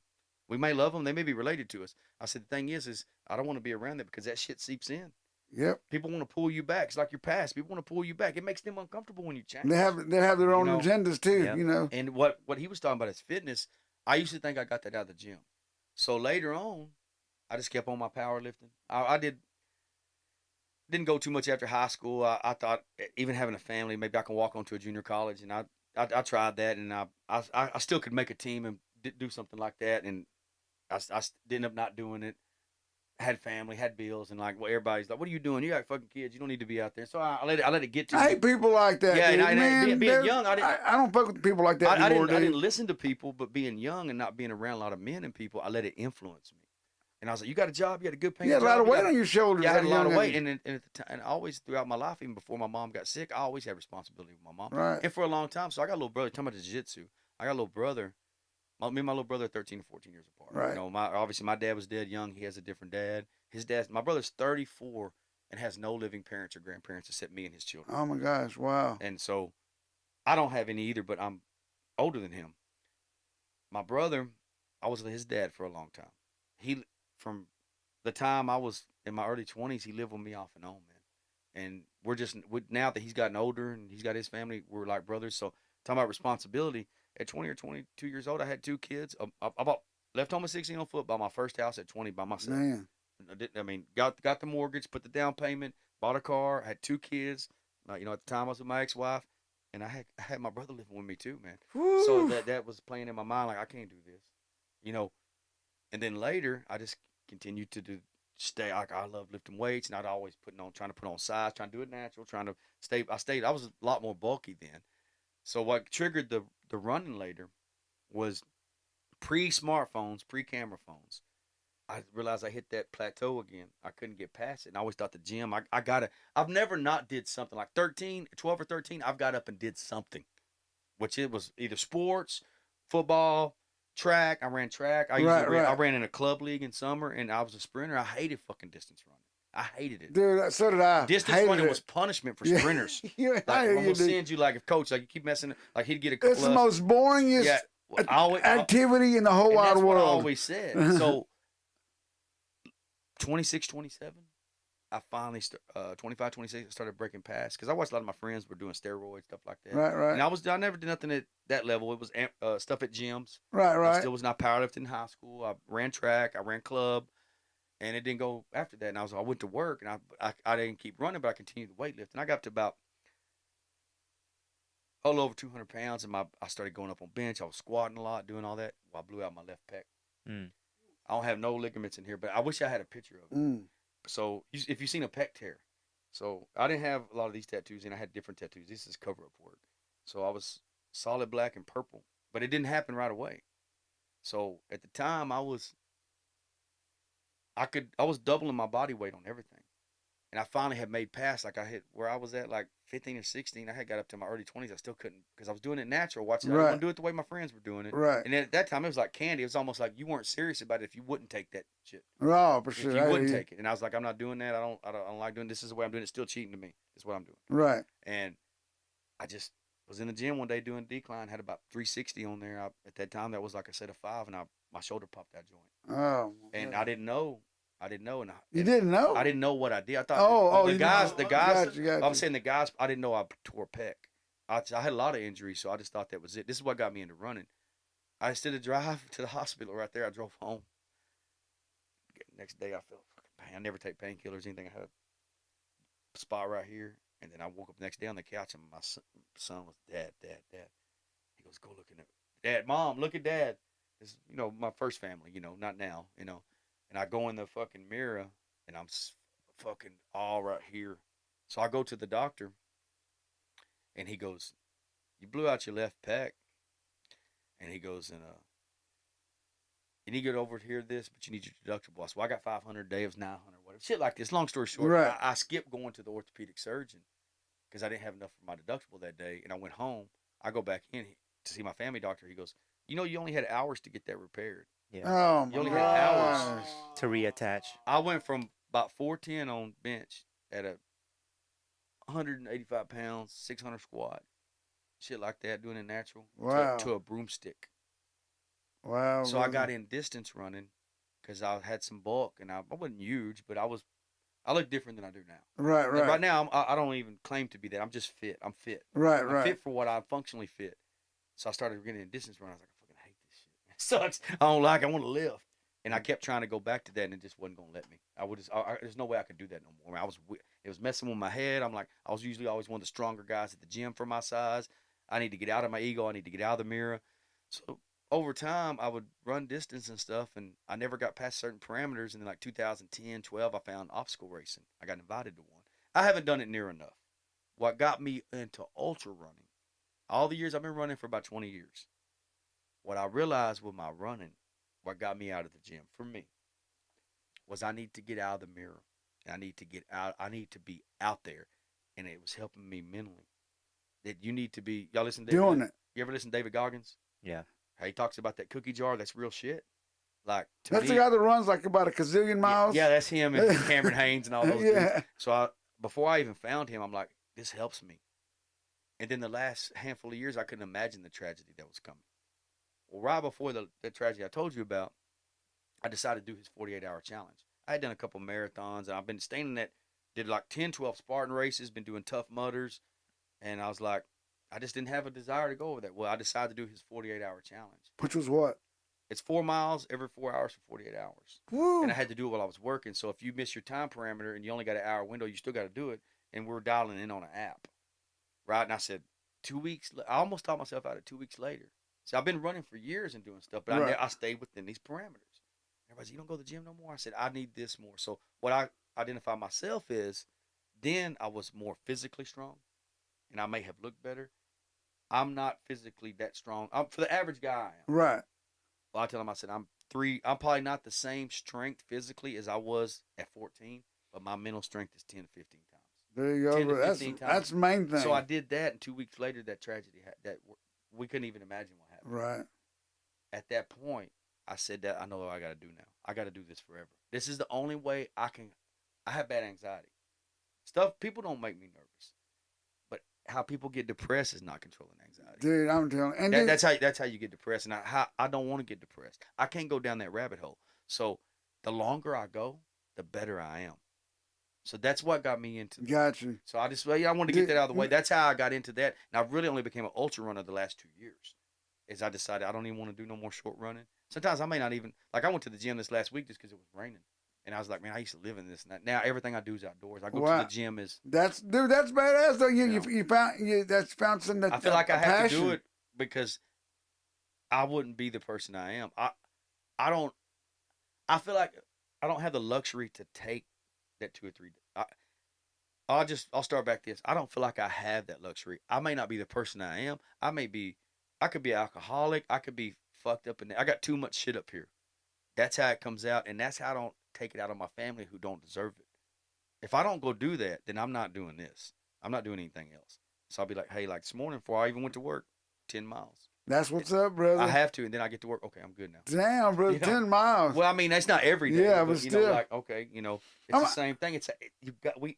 What you're saying is, you don't have one without the other. That outlet, that's not negotiable. Right. And now what he's saying is what I recommend everybody. If you don't have non-negotiables in your life, you better find out what they are. Well, or your habits will define you. Well, the path to success really is that it is non-negotiable, and there actually aren't choices. It's not choices. But it is possible for your own life. But it's understanding that, and then understanding too, freedom is discipline. Discipline equals freedom. Interchangeable. When you work out and then you go on stage and you go stuff, Yeah. you're so much. I'm assuming you're so much better. Yeah, I mean, of if course. you said, "Well, I ain't gonna fucking work out for a month," And then for me, your man, riding wouldn't be as good. it's about being my ultimate self, and if you can constantly wake up and ask yourself, and then go to sleep, did I give my best? That's really what it's about. Like, I want to give my best, and for me, these are my passions. And so I know that I want to be the best musician, the best performer. How's music business for you? I see you've been doing well, brother, with even with man. all the streams. You're on Spotify. Yeah, Okay, yeah. I'm Thousands of streams, my Yeah. friend. Hey, I love it. Yeah. I'm gonna go check it out, man. Let's talk real quick about that. I want to touch Yeah, up on man. music. We got into this, which that's what I wanted to. But let's talk about some music real quick, Yeah, brother. let's talk about it. What's been going on? Because I see you've been creating. I see you making videos. Yeah. I don't know where to start. Man, it's been a crazy, amazing year of growth, man, and it's all by intention. Around this time last year, I had made up my mind, like, same. Like, I had been working on my solo career for a few years. The other stuff had been bands and things like that. And I just made the decision, like, you know what? It's time to elevate my career. And I was about to release my first album. And so everything was Was it already, hard to do that, brother?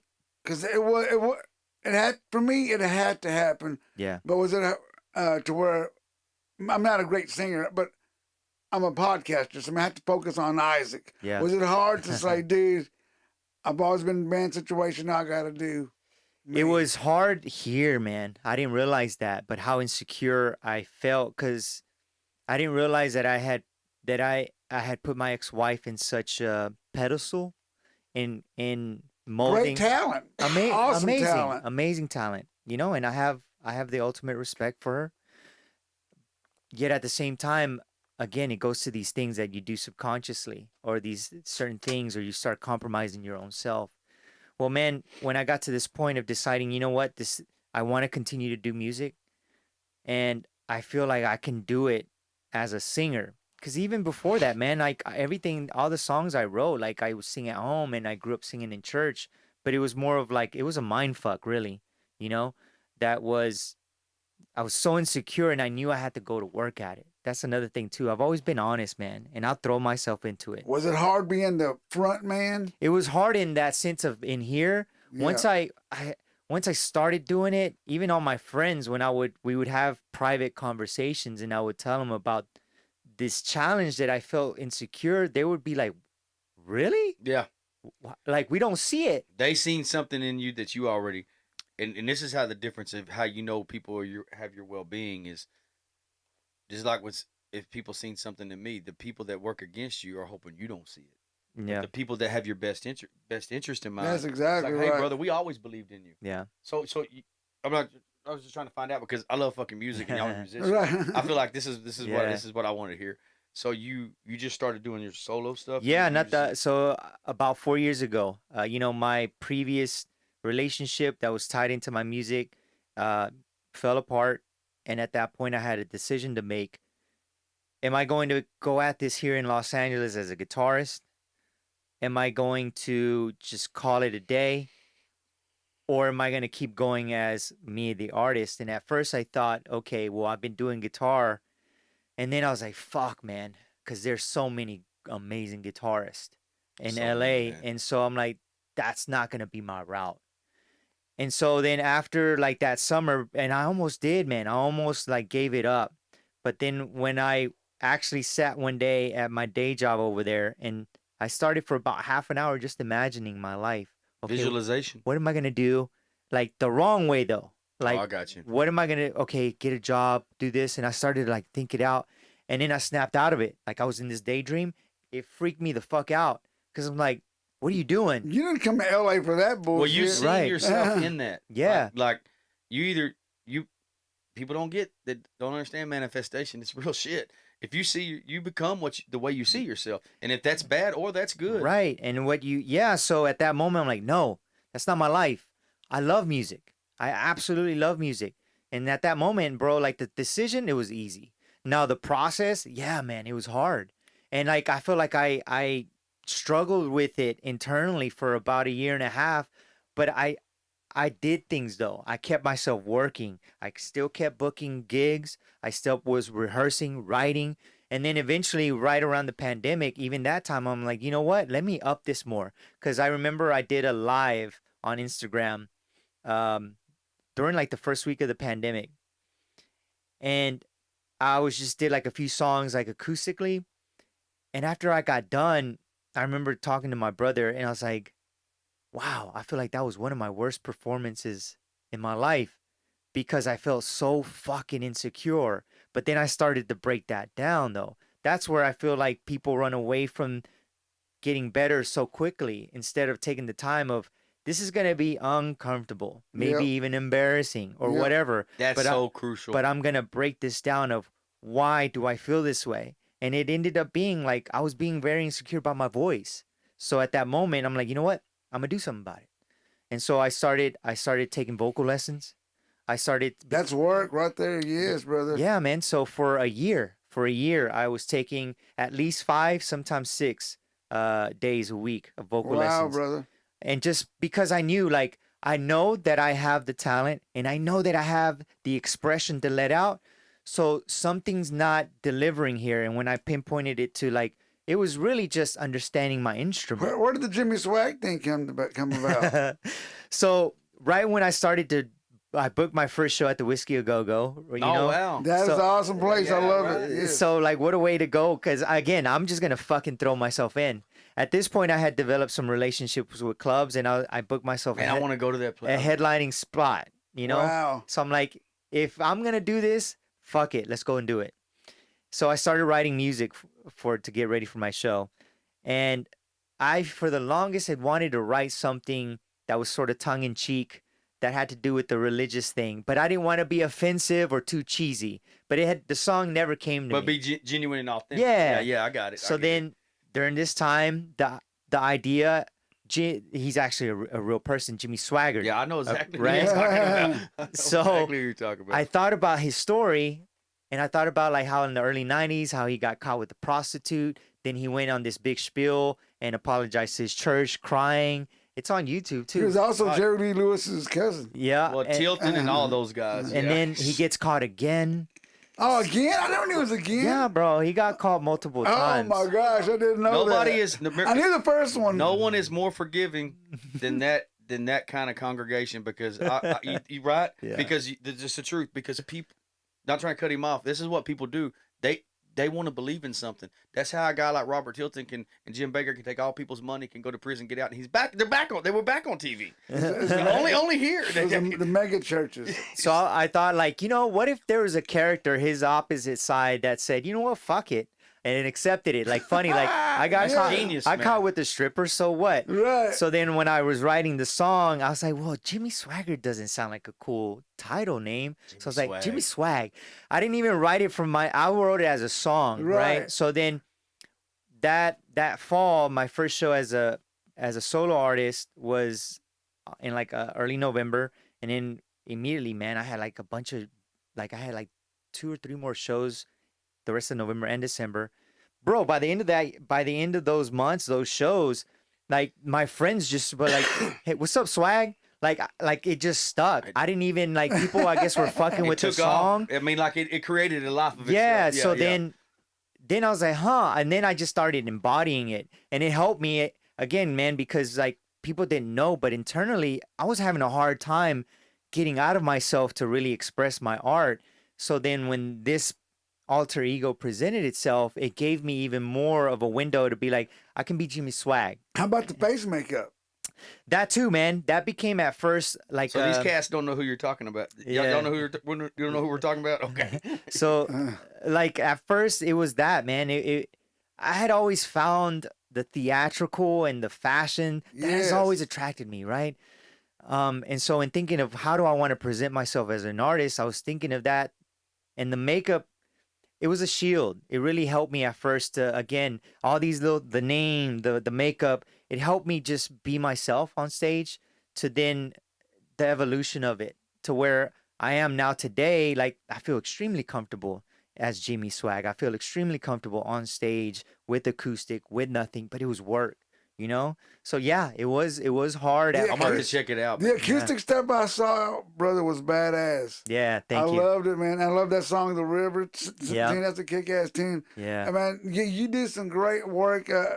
So are you finding so nowadays we live in a day where we don't need a record label. Right. You can be your own record label, your own promoter, your own publisher. Yeah. You're everything. Yeah. Are you looking for like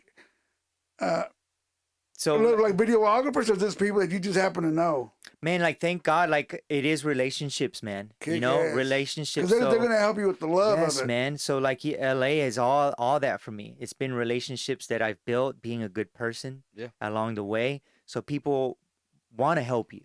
They want, these days, like, people that The come up, they want that be a part of the come up. See, and Yeah. I think that helps too. Again, I'm not Yeah. know nothing about that industry, but again, I had told you when I asked you, could I share that? Yes, Don't yes. get me wrong. With anything that I do on my scale, I do have some local support, but it's like my podcast, right? I'm not even on video.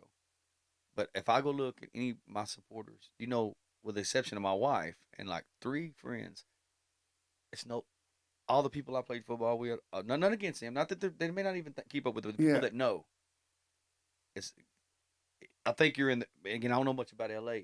Most of the time, the people that are going to support and going to be your supporters in anything are going to be people that you meet at this point in life. Yeah. Acquaintances, or that they don't have no preconceived notion about you and know anything where I don't like them. But why? Because I look back at all my support, it's hardly anybody that I know.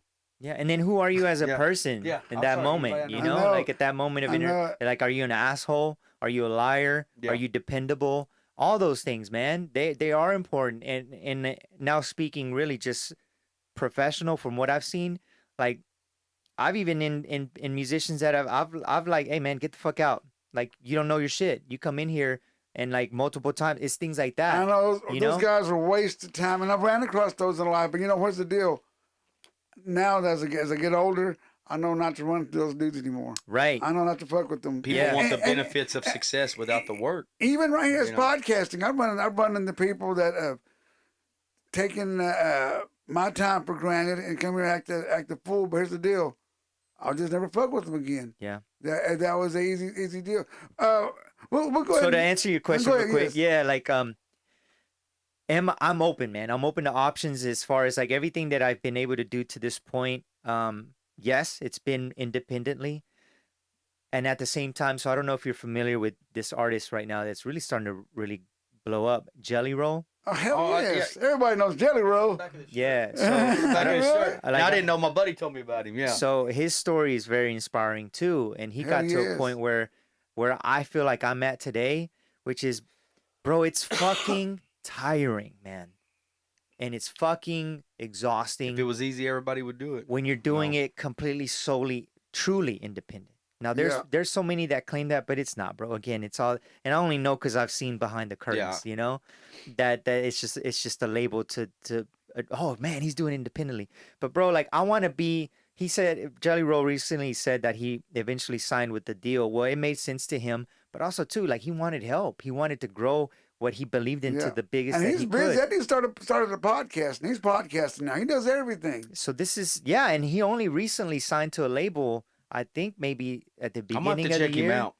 Yeah, man. So where I'm at today is I've invested so much in myself and in so many years now that I'm smart enough to know when the deal is bad. Yeah.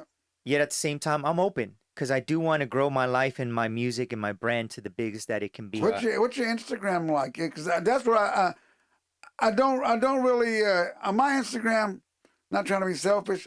I really don't follow any of my friends because that to me, my Instagram is for like promoting my company. Yeah. That's what that's for. So what I'm saying, what's your Instagram like? I think everybody's unique, right? For me, I like to be fun. I like to be spontaneous about me. So it's I feel like it's a good spread. Are you pushing your art? Or are you pushing your fitness? Or you definitely know that Jimmy Swag is a musician. Okay. So it's under that umbrella. So of course, I lift weights. You'll see that, or things I'm reading or things I'm hanging out. But it's all in and this is the part that I had to learn too, though. Right? Is to develop the brand. Mm-hmm. How do people see you? Exactly. Right? What is it that they're associating with you to then? Okay, music, I want to follow that. I want to spread the word on that instead of, wait, what do you do? Do you do fitness? Are you a trainer? Do you sing? Do you do this? I go through that same thing because I feel like that's what's yours like? I follow my people. Okay. So what I realized is I started other pages on social media. Okay. And they kind of, like I have a YouTube, but it's stagnant, stuff like that because, see, I can't, until I get to the video part of the podcast stuff, I can't be on YouTube. I hear you. I may even reach out to you with this if you don't mind. Yes, brother, for sure. I'd love to talk to you. Yeah, and get like, hey. And I'm going to start checking out your podcast because in the you're future, interesting man, guy. I hope I stay connected with you guys. And hey, man, I got there. I want you on. Absolutely. Like, look, for anybody that knows me that's listening to this, so they know that anybody that knows me knows I'm a huge Motley Crue fan. Yeah, me too. And that's how I know the Whiskey a Go-Go is Motley Crue. Yeah, man. And that's what I always heard because I read Nicky Sixx books and the Bro, Doors. I'm in And it. the Doors. Like Yeah, to and me, like I feel like I went out to LA not realizing how much my life as a whole was going to change. But I'm glad because a lot of the things that I grew up here, it felt like it was just a dream here, man, right? But now, like even my last show I performed October 15th at the Viper Room, That's another and spot. Yeah, they don't have a that's green wild. room, you know. So Right. we have this nickname like the green room's the parking lot, you know. So we're just hanging out in the parking lot, and so a bunch of friends and homies and stuff started arriving, and so it's a whole scene in the parking lot, and it's just a good vibe before the show. So I'm there, man, and I just catch myself looking at the building in the parking lot, and I was just blown away, and I felt humbled because I was like, wow, man, look where I'm at, I and know. and I'm about to headline this club. Dude, the Viper Room, I mean, that's nuts. Yeah, That's man. used I'm to from be Waco, Johnny Texas. Depp It used to be, yep. used to own that, right? Yep. Yeah. Yep. What do you think about Waco right now, brother? Now that you've come back and you see what the change in it, You know, like it's I think I'm biased because I've been away for so long right? that for me, this is what was needed at the moment. The different change of pace, and I got so used to, like, it feels nice to have friendly people around, you Yes, know, like yes, hi, yes, bye, Yeah. ma'am, sir, like, oh wow, fuck, I forgot about this, you know. I think a lot when I go to around my friends that left, like class reunions or something. I think that this is just me looking at the perspective now.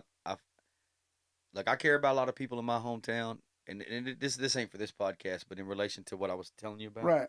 I've watched how people have treated me that I didn't have nothing because of something a family member did. Got you. And I mean, people I've known for decades that know everything about me, and that one thing they'll totally not even speak to me. They've turned their back. They've judged us, and Yeah, those people exist. yeah, and I'm Yeah. like, I've been here my whole life, and you know what kind of father I've been. You know what kind of worker I've been. You know what kind of friend I've been. What kind of everything. And if you don't know what to say to me, then just forget what to say to me forever. Okay. I don't wish you bad, but I can take or leave my hometown. Yeah, I hear you. You know what I mean? But then again, you've been gone, so I notice, and it doesn't mean I don't have love for people. And some of them don't love me. The people that love me, I know love me. and I Right, love them. right. The people that left and came back, I think they've appreciated more. Yeah, you know what I find cool too, though, man. Leaving and come back, yeah, you yeah, know? like if not permanently, I will say this, man. Right. Go out and see the world, man. Go Travel, out and do stuff, come see back to cultures, visit. because, like, man, like this world is.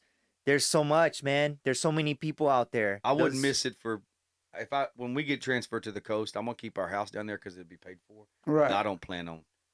I got out of the traps to leave there. Hell and, yes. and it took a while. The stuff, Yes. you know, it was a process. Like at the time, my mom was on dialysis. We had the. Are we gonna leave before the girls enter high school? If not, we're gonna wait till they graduate. Right, They're right, that. right. COVID happened. Okay, we need to finish remodeling the house, and we're close to paying it off. We don't want to lease it out till it's done. So all these things have to be in play. But I thought you were leaving. I said I did everything else I said I was going to do too. And I That's said it, it just brother. takes time. You got to finish. Yes, finishing jobs. That's a big thing it- too in life. Yeah. And the thing about like the musicians is like, I hear y'all talking, and I'm like, to me, as much as I love training and stuff, believe it or not, man, I love. When I watch, this is why I don't watch much sports. I rather watch musicians. Yeah. And I'm like, you know what, man, I you hear love you you. love sports, and this is Yeah. what I realized. Tyson said, you were talking about Tyson earlier. I didn't get why we were talking about sports. I was Right. like, well, you always played sports. I said, I didn't really, no matter how much I appreciated, even at that level, was I never felt part of a team. Mm. I won't do a pacer. I don't do run with people. I don't do any training with people. No one's invited with me. I don't want to be with them. I don't care what you do. It's for me. I need that alone time. I have to be Yes. alone. Yeah. Now, it's different when you lift in the gym, like heavy lifting. You got to have a spotter, and I don't need that no more. Right. So I don't do that. I'm like, no one's invited with me. Don't ask me to go do a run with you. I don't want you with me. No offense. I want to be by myself. You do your thing. I do. Me and my wife don't go work out together. She's my support. She's my backbone. She's my best friend. But she has not one desire to go out there and run 10 miles. Right. And that's cool. If she did, I would support her. But the thing is I never felt part of a team. And Tyson has this saying that says, people think, a lot of people that don't listen to that guy would think that guy, Oh, that dude's a philosopher. man, he's way more intelligent than you. I'm you wouldn't telling even you, know brother. I'm a that you huge, listen to huge him. fan. Still. And I was like, I like him more now yes, that I know more about him. yes, And I said, he's got so much insight, and that had a lot to do with who Gus D'Amato raised him. And that guy Yes. he studied, Alexander the Great. He studied Julius Caesar. he and is I a was like, cyborg. When yeah, he was this 23 years motherfucker, old, he was a So cyborg. he talks about he has this statement. I may say this wrong. He's like, I'm not an athlete. Athletes are uh, Magic Johnson or whoever at that time. He Right. goes, I'm a fucking warrior. He goes, if I wasn't doing this, I'd be out robbing. I'd be out robbing somebody. I'd be in prison or whatever. He goes, I'm ready at all times. He's This is what I do. fascinating, And dude. so to me, I was like this in a small scale. I said, my buddy told me a while back, I was just joking with him. He goes, man, you a warrior, man. You ain't an athlete. I was like, I've been doing this shit for a long time. I was talking about something else. I've been doing this shit. I said, but y'all like those dudes. I said, because it makes sense. I said, I ain't looking for recognition. I'm just saying, I don't care if any of y'all support me. You just can't deny what I'm doing. It's the same thing with being an artist. I'm like, I get what he's saying because I guess I didn't really like the teams. Right. And at my age, I said, I just like being out there. When you sacrifice and you suffer, man, you appreciate so much more. Yeah. And It look, makes you man, and appreciate it's gonna every- happen regardless. What we were talking about earlier. That's the thing that I've learned too. And it's like, hey, don't think that you're the exception, that you're not gonna sacrifice or you're not gonna suffer. So it's best to choose your sacrifices and choose your suffering, because then now you have the control of the outcome in your future. That's right. You know. There is, may not be what we live in an instant gratification world. Right. So I Oh, was for like, sure. there is like I want it right now. I don't want to wait. And the younger generations, we've allowed that to happen. Yeah. You Well, know, yeah. we've allowed that to happen, and even if it was by default, we didn't know it was happening. They watch hundreds of videos all day, like literally every 7 seconds on TikTok. Man, I was gonna ask you real quick, brother. Didn't you play for Baylor at one time? You For a did short play for period, Baylor, yeah. really? Badass. What do you think about Baylor right now, brother? Yeah, The I mean, football team. from what I keep up, 'cause, man, like I used to be. I mean, I played football growing up, but man, I really don't even keep up these days anymore. You know, I think it's awesome though, like in the Dude, grand I scheme know, of how exact- things have grown here, and so I will say it is exciting feeling the change here in town. Even man, like I'm surprised because like I said, I didn't really make it a whole announcement of like me being here during this time. But here lately, man, just kind of being around like a younger crowd, and like I've just found it so dope that they're embracing me right away and my music right away. I'm like, wow, like Waco's proud of you, brother. Yeah, man. That's badass, man. yeah, Waco's proud. We all have our eye on you. You know, me. I Yeah. know Eric Huggins. We always yeah, we always Well, I know talking now. about you. Yeah, son. And man. I'm excited about it. I Thank told you, her, I bro. said, I had told my wife, I said, I really, my intent was to have time to. I need to look up some of your stuff. I already knew that. I said, hey, Kenny already said this guy's a good guitarist, man, and he's a good musician. And I was like, I need to look up this guy's music. I want to know something when I get there about these people. yeah, It's important. It's like remembering someone's name. You Yeah. know, it's important to them. Well, dude, And I just didn't get around to it today. I only had a day, and I was like, I was supposed to be gone like 3 hours ago, man. You know, I got to get out of here. Well, dude, I appreciate. I won't keep you guys too much longer. I just love just hearing you guys talk. I mean, yeah. I needed an episode like this. And I think the people out there did too. I mean, I love creators, but I love people that are fucking positive. Yeah, I love that they know, bam, where they want to get to. yes, They and I love people that don't just don't fuck around and have bullshit around. Well, them. you know, and I needed this. Go ahead. It's all people always do this, man. Because I often get approached like this. Do you think that, even in families, like, do you think you could? Does it have to be so profound? I said, listen, if you come to talk to me about it, do you think you could tone it down? Do you think you not be as abrasive? I said, well, the thing is, what you're doing is not effective already. That's effective, and by you, that's why I had been asked to speak somewhere here a year or two ago. I've actually turned down. I feel like any of these things that come up for me, I have to take them. Badass, Not just to brother. promote myself, but I have to. You know, other connections, networking, whatever it For is. Like sure. I keep up with y'all. Like, hey man, I was on a podcast. That dude, check that out, man. I knew it. He's fucking killing it. You know. But if they ask me to compromise, like say a church. Again, I'm a God believing man too, but I'm not a religious man, and I was raised around it. That's why I'm not now. And that's a difference. And that's a difference. And I The said, spiritual Yes. and religion are And two I said- different things. when you use, it's like using children. When you use religion, or you use church, it's almost like it's a free pass that you can get away with certain things. Yep. True And that. I said, so they asked me, would I come speak? But watch the cussing, this is and that. I said, no. And let me tell you why. Because it's gonna take the power away from my message. You need to understand it the way it happened. and other people reach out to me. Speak to some juveniles that's in detention and youth correction. Well, I didn't go to prison or anything in my life, and I'm proud of that. It takes a bigger man to stay out of prison than it does go. It's harder. It's easy to go. It's harder out here.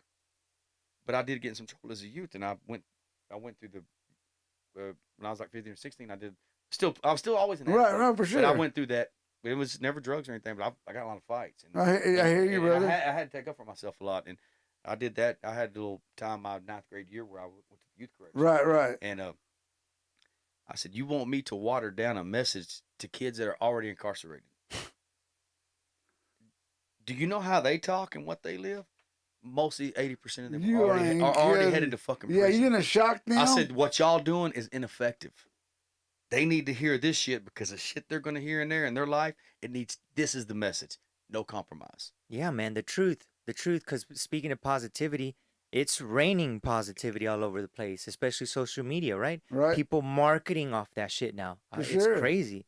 It's like a toxic positivity now. I just did this one too, man. It's like You I know? know I just did when it was false. It's false. It's false toxic positivity, which is we've over indexed on it to where people don't feel the need that they really need to change anything. You go feel all this positivity and you get so hyped up, and then you're not gonna do shit. Because then You're not otherwise, gonna do shit. again, what's the temperature of your soul? Is it actually working?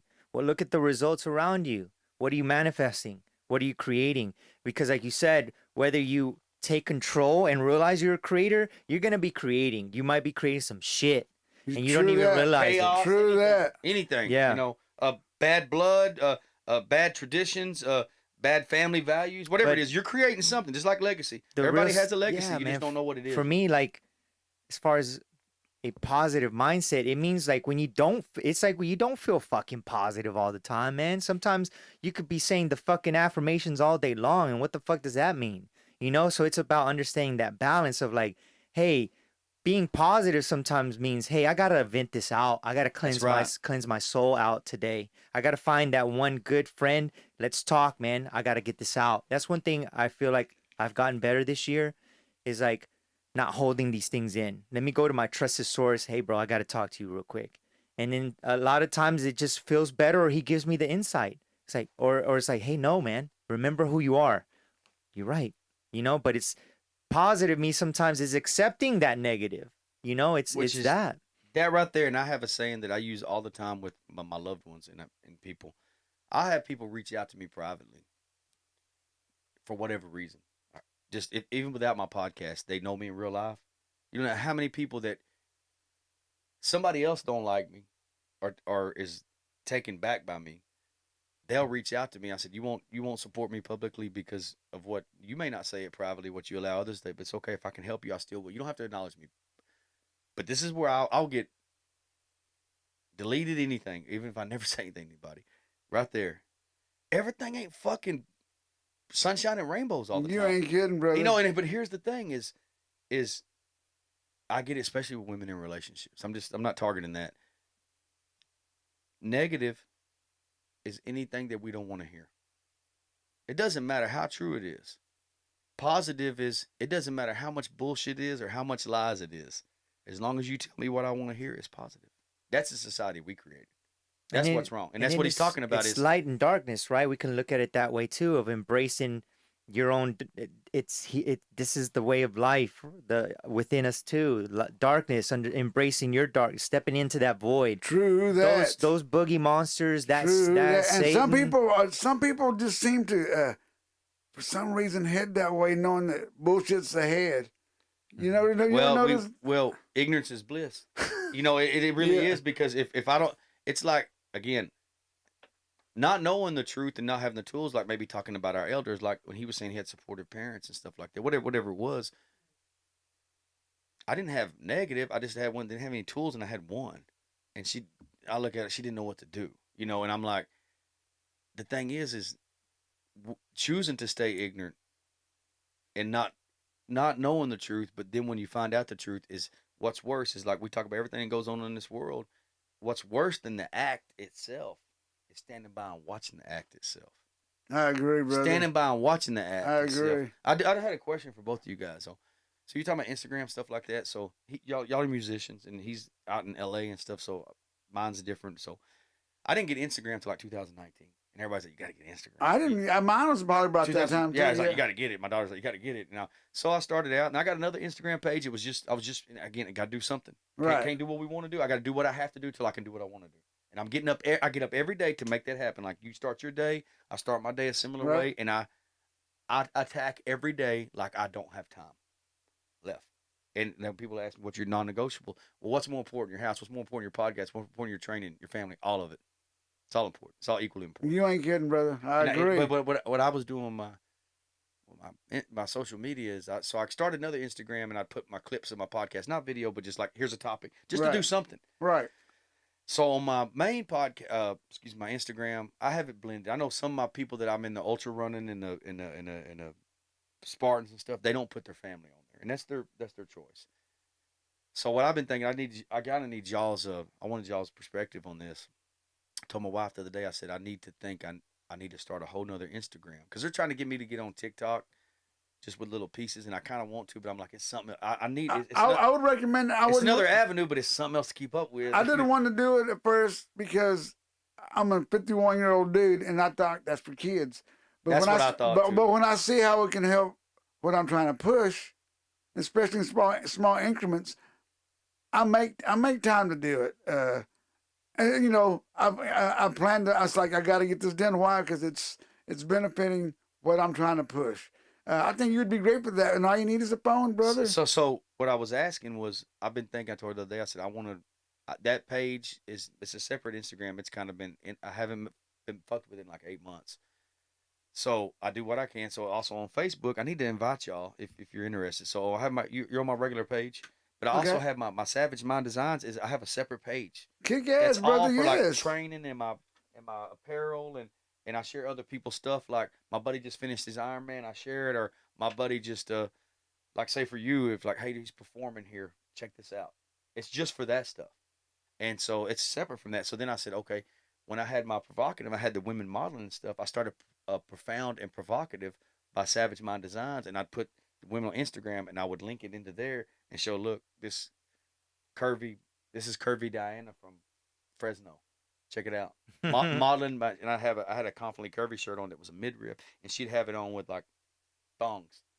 No, and I was like, see, you don't need people, you know. Yeah. Right? Yeah. That's all you got to do. I can't get scared to get no. On Yeah, you're a yeah, musician. yeah. You can't forever no. There's one yes. That's all it takes. Well, I'll be glad to talk. So talk shop what I sometime. was wondering is, I've been thinking about. So I need to start another Instagram page and say Savage Lifestyle. It's a Savage Lifestyle because that's really what it is now. I was wanting to redo that. Savage Lifestyle and podcast, where it's just my training and my podcast, and Yes. keep that separate, and maybe keep my family one. Because right now I have my training on there, my running, and I have my grandkids, my kids, and all that all on one. I'm not saying it's a bad thing, but I feel like I need to. I from y'all's separate mine. perspective, I I've separated separated- mine. yeah. I have Isaac and I have two guitars on the mic got you. or broke down at the shack. Y'all are the professionals in your field. That's why I want to ask. I'm playing, dude. I'm playing it by ear, just like I just figured the fuck out. Yeah. just like Auggie did it in L.A. You know, there's only one person that's responsible for you, and that's yourself. So you got to play it by ear. See, you said we listen. This is what I can tell. All three of us, and especially things he says, I can tell we listen to a lot of the same people. Yeah. Like I listen to Jordan Peterson Yeah. religiously. Yeah. And if you don't have to be super intelligent, but if you don't have some common sense, you can't understand that guy because he gets so in depth about it, like explaining. He's the one that says, I may say this wrong, and I just used this yesterday. I was getting my hair cut to. I love her to death, and I was like, she says, how do you say it, Jason? Because she's a little broken English. Love her to death, and she's like, I said, listen, it's what they call he calls a harmless man, a harmless. A nice man. He talks about the nice guy syndrome. I use that like just because someone's nice doesn't mean they're a good person. That's right.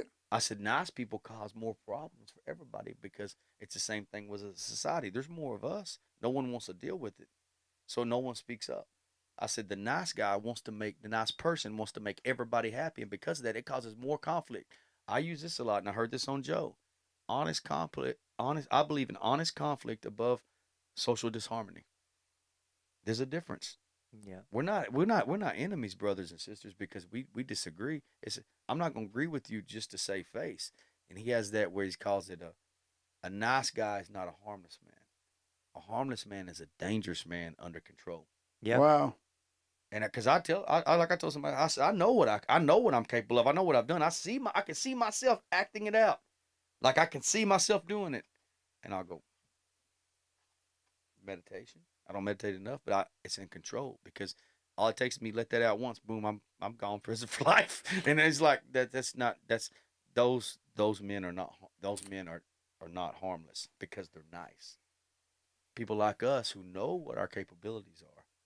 We know we're dangerous for whatever it is. Right. When it comes to protect our family, when it comes time to do whatever it is, I'm not gonna call the law enforcement. Hey, I need to protect my family. I said, okay, I'm gonna fucking do it. Then y'all can sort it out. You ain't kidding. That's the way. That's what men do. And I said, but when it comes to little friction, like it's not worth it. That's where you have control, and that's where the people who. It's like Tyson used to say about fighting. Because when I used to see me getting fight in them clubs, because when I used to knock them people, he goes, when I knock people out in one round, 30 seconds, he goes, when I got to fight in the club, because I wasn't done. He goes, I got to knock a guy out in one round, I won't fight some more. He also said everybody has a game plan to get punched in the face. Yeah. Any For shout sure. outs, fellas? Man, I always want to. I feel like it's important to promote other people as is yourself. There's room climbing up the ladder. Oh, for sure, and that's brother. and that's what people don't understand. For Y'all sure. are artists, man. Which is everybody thinks that there's not room. I said, hey, well, it's lonely on that climb. Well, it's lonely at the bottom too. Even in podcasting, brother. I try to build a community in podcasting like we did in music. It's hard to, but I don't know I don't know what that's about. But I think a unity in arts. I think that's what you need. That's going to build everybody's music, podcast, whatever the hell they got. Hey, man, you know?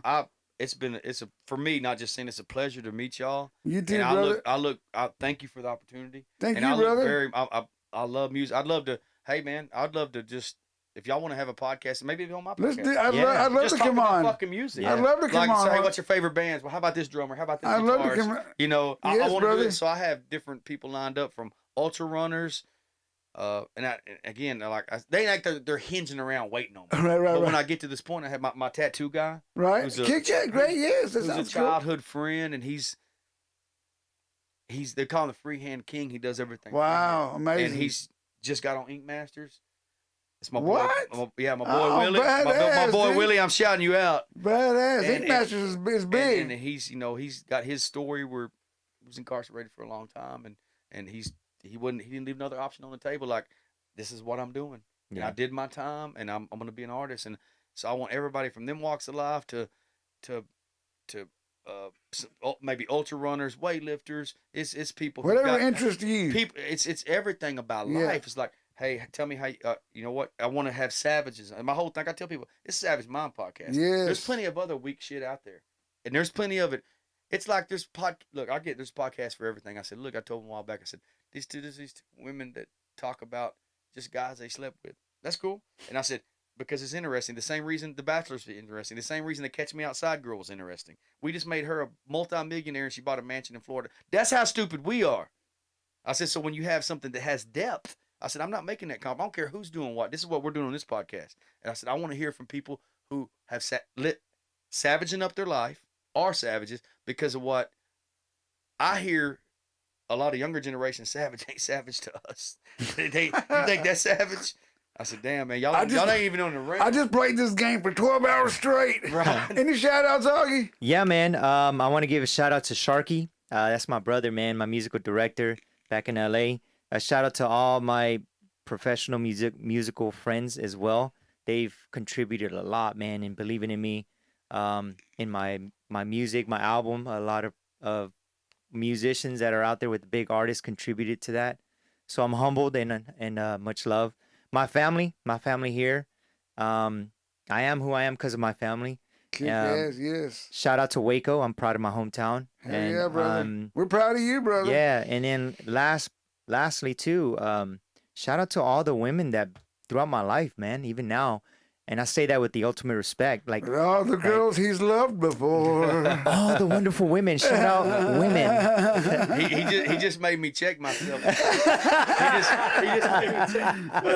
No, but I have to say this because I didn't want to let this go. I just said this the other day, and I tell people this: there's a difference between cocky and confidence. cockiness often don't have to be proved. There's a lot of people out there that look the part. If you look the part and you have all the bells and whistles and you bluff enough, you don't really have to prove anything. Confidence has nothing to do with cockiness or arrogance. But this is where I'm confident. I told someone the other day, I said, I use this a lot. And people that know me, I put this on my post. You'll see. Right. I haven't never found a me in life. I haven't never felt like I've got. You can't have expectations of others. I have expectations of myself. I have low expectations of other people. I know what I'm going to do. I can't control what you're going to do. As a worker, I haven't found an employer in my life. They're not going to be what I am to them. As a friend, I told my best friend this the other day. But with the exception of him, and this is what I was getting to talking about shout outs. Friend, family, no matter how much I love me, my mother, I miss her dearly. She wasn't what I was to her. I haven't found a me. They're not willing to do what I'm willing to do. They're not willing to sacrifice what I'm willing to sacrifice. Right. And they don't have the stomach for it. You know, we were from the same school because my old lady, Yes. my wife, I refer to my wife, my old lady, as my mamacita. Everybody knows that. Oh yeah, That's yeah. my mamacita. We got together later in life to give you a quick summary of that, but we've known each other since like 5th grade. Okay, We got together badass. later in Yes. life. And outside of my best friend, don't get me wrong, I value my brother, I value a lot of people, but outside of my best friend that I was telling you about, that I've known for 43 years when I moved here when I was a kid, but my wife, with the exception of everybody, my mamacita, I finally found that. Someone that is that to me. That is I badass. found a me in someone Yes. else, and I Kick never ass. had that in my life. Which all these things I got on this path wasn't until me and her got together. Kick to get ass. that, A it good takes- woman, brother. You know, Yes. none against my past life. I'm not cutting anyone down, but I could never find someone that what was to me what I was to them. So big shout out to my mamacita. Me You know, too. love I'm gonna her. say that too. My wife, know. dude, came out to be somebody that if we weren't married, I would want to kick it with her. I tell people, you know, I told You know my what I'm daughter the saying? other day. I said, I'm not. I don't. If I don't know people's relationship, I can't speak on it. But I know a lot of people's relationship, and I never would. People that confide in me know that they can confide in me, and it's what he's talking about, accountability. But the thing is I keep going back to things y'all say because it resonates with what I talk about all the time, which is if people can't use something against you, then it's not effective. If you call your own self out, where are you going to go with it? I own the shit I am. I know what I've done, bad or good. So who you going to tell? It's my old lady right here. My mom's dead. Where you going to go with? She knows about it. And I said, ain't nothing she don't know. But I feel like if I know about a couple and then I see them on social media, miserable as hell. 5 years, 20 years, 30 years, I can't like it. Because Settling. that's still enabling. I can't do Yes. it. But with sincerity, I said you can have all these things. If you have a better car, you have a better house, you make more money, you have a better retirement, you have more likes, go for it. I said, I'm winning right here every day. You got that I'm right. winning Me right here too, every day. brother. And I said, and that's more dangerous to keep people away from you. If I feel like there's anything that would damper that, they got to go. If it's family, this is more important because when this is right, everything else is right. When this is wrong, everything else is wrong. That's it. That's true. So that's how I feel. I feel like I couldn't.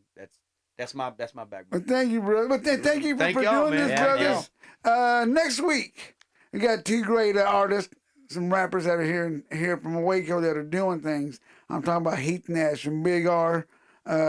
Shit, this is a fun one. They're great dudes, man. I've been blessed to have.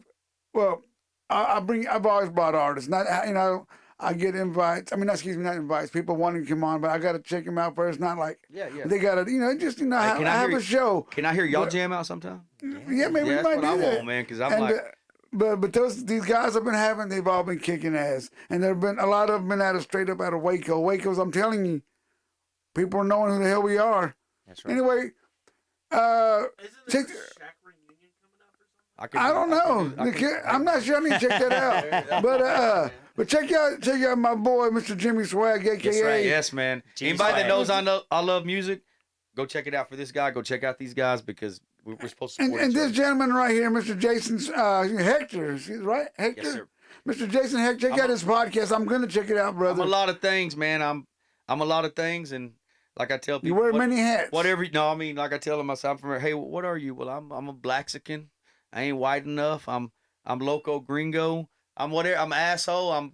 I'm everything that whatever Fill you, in the blank. whatever you heard. I probably was that person at that time. Oh, shit, just like, fill it in. Hey man, I appreciate. I am whatever you think I am. As Eminem says, I am whatever you think I am. But it was a pleasure to meet you, gentlemen. You Thank you. too, Likewise. Rose. Likewise. Tomorrow,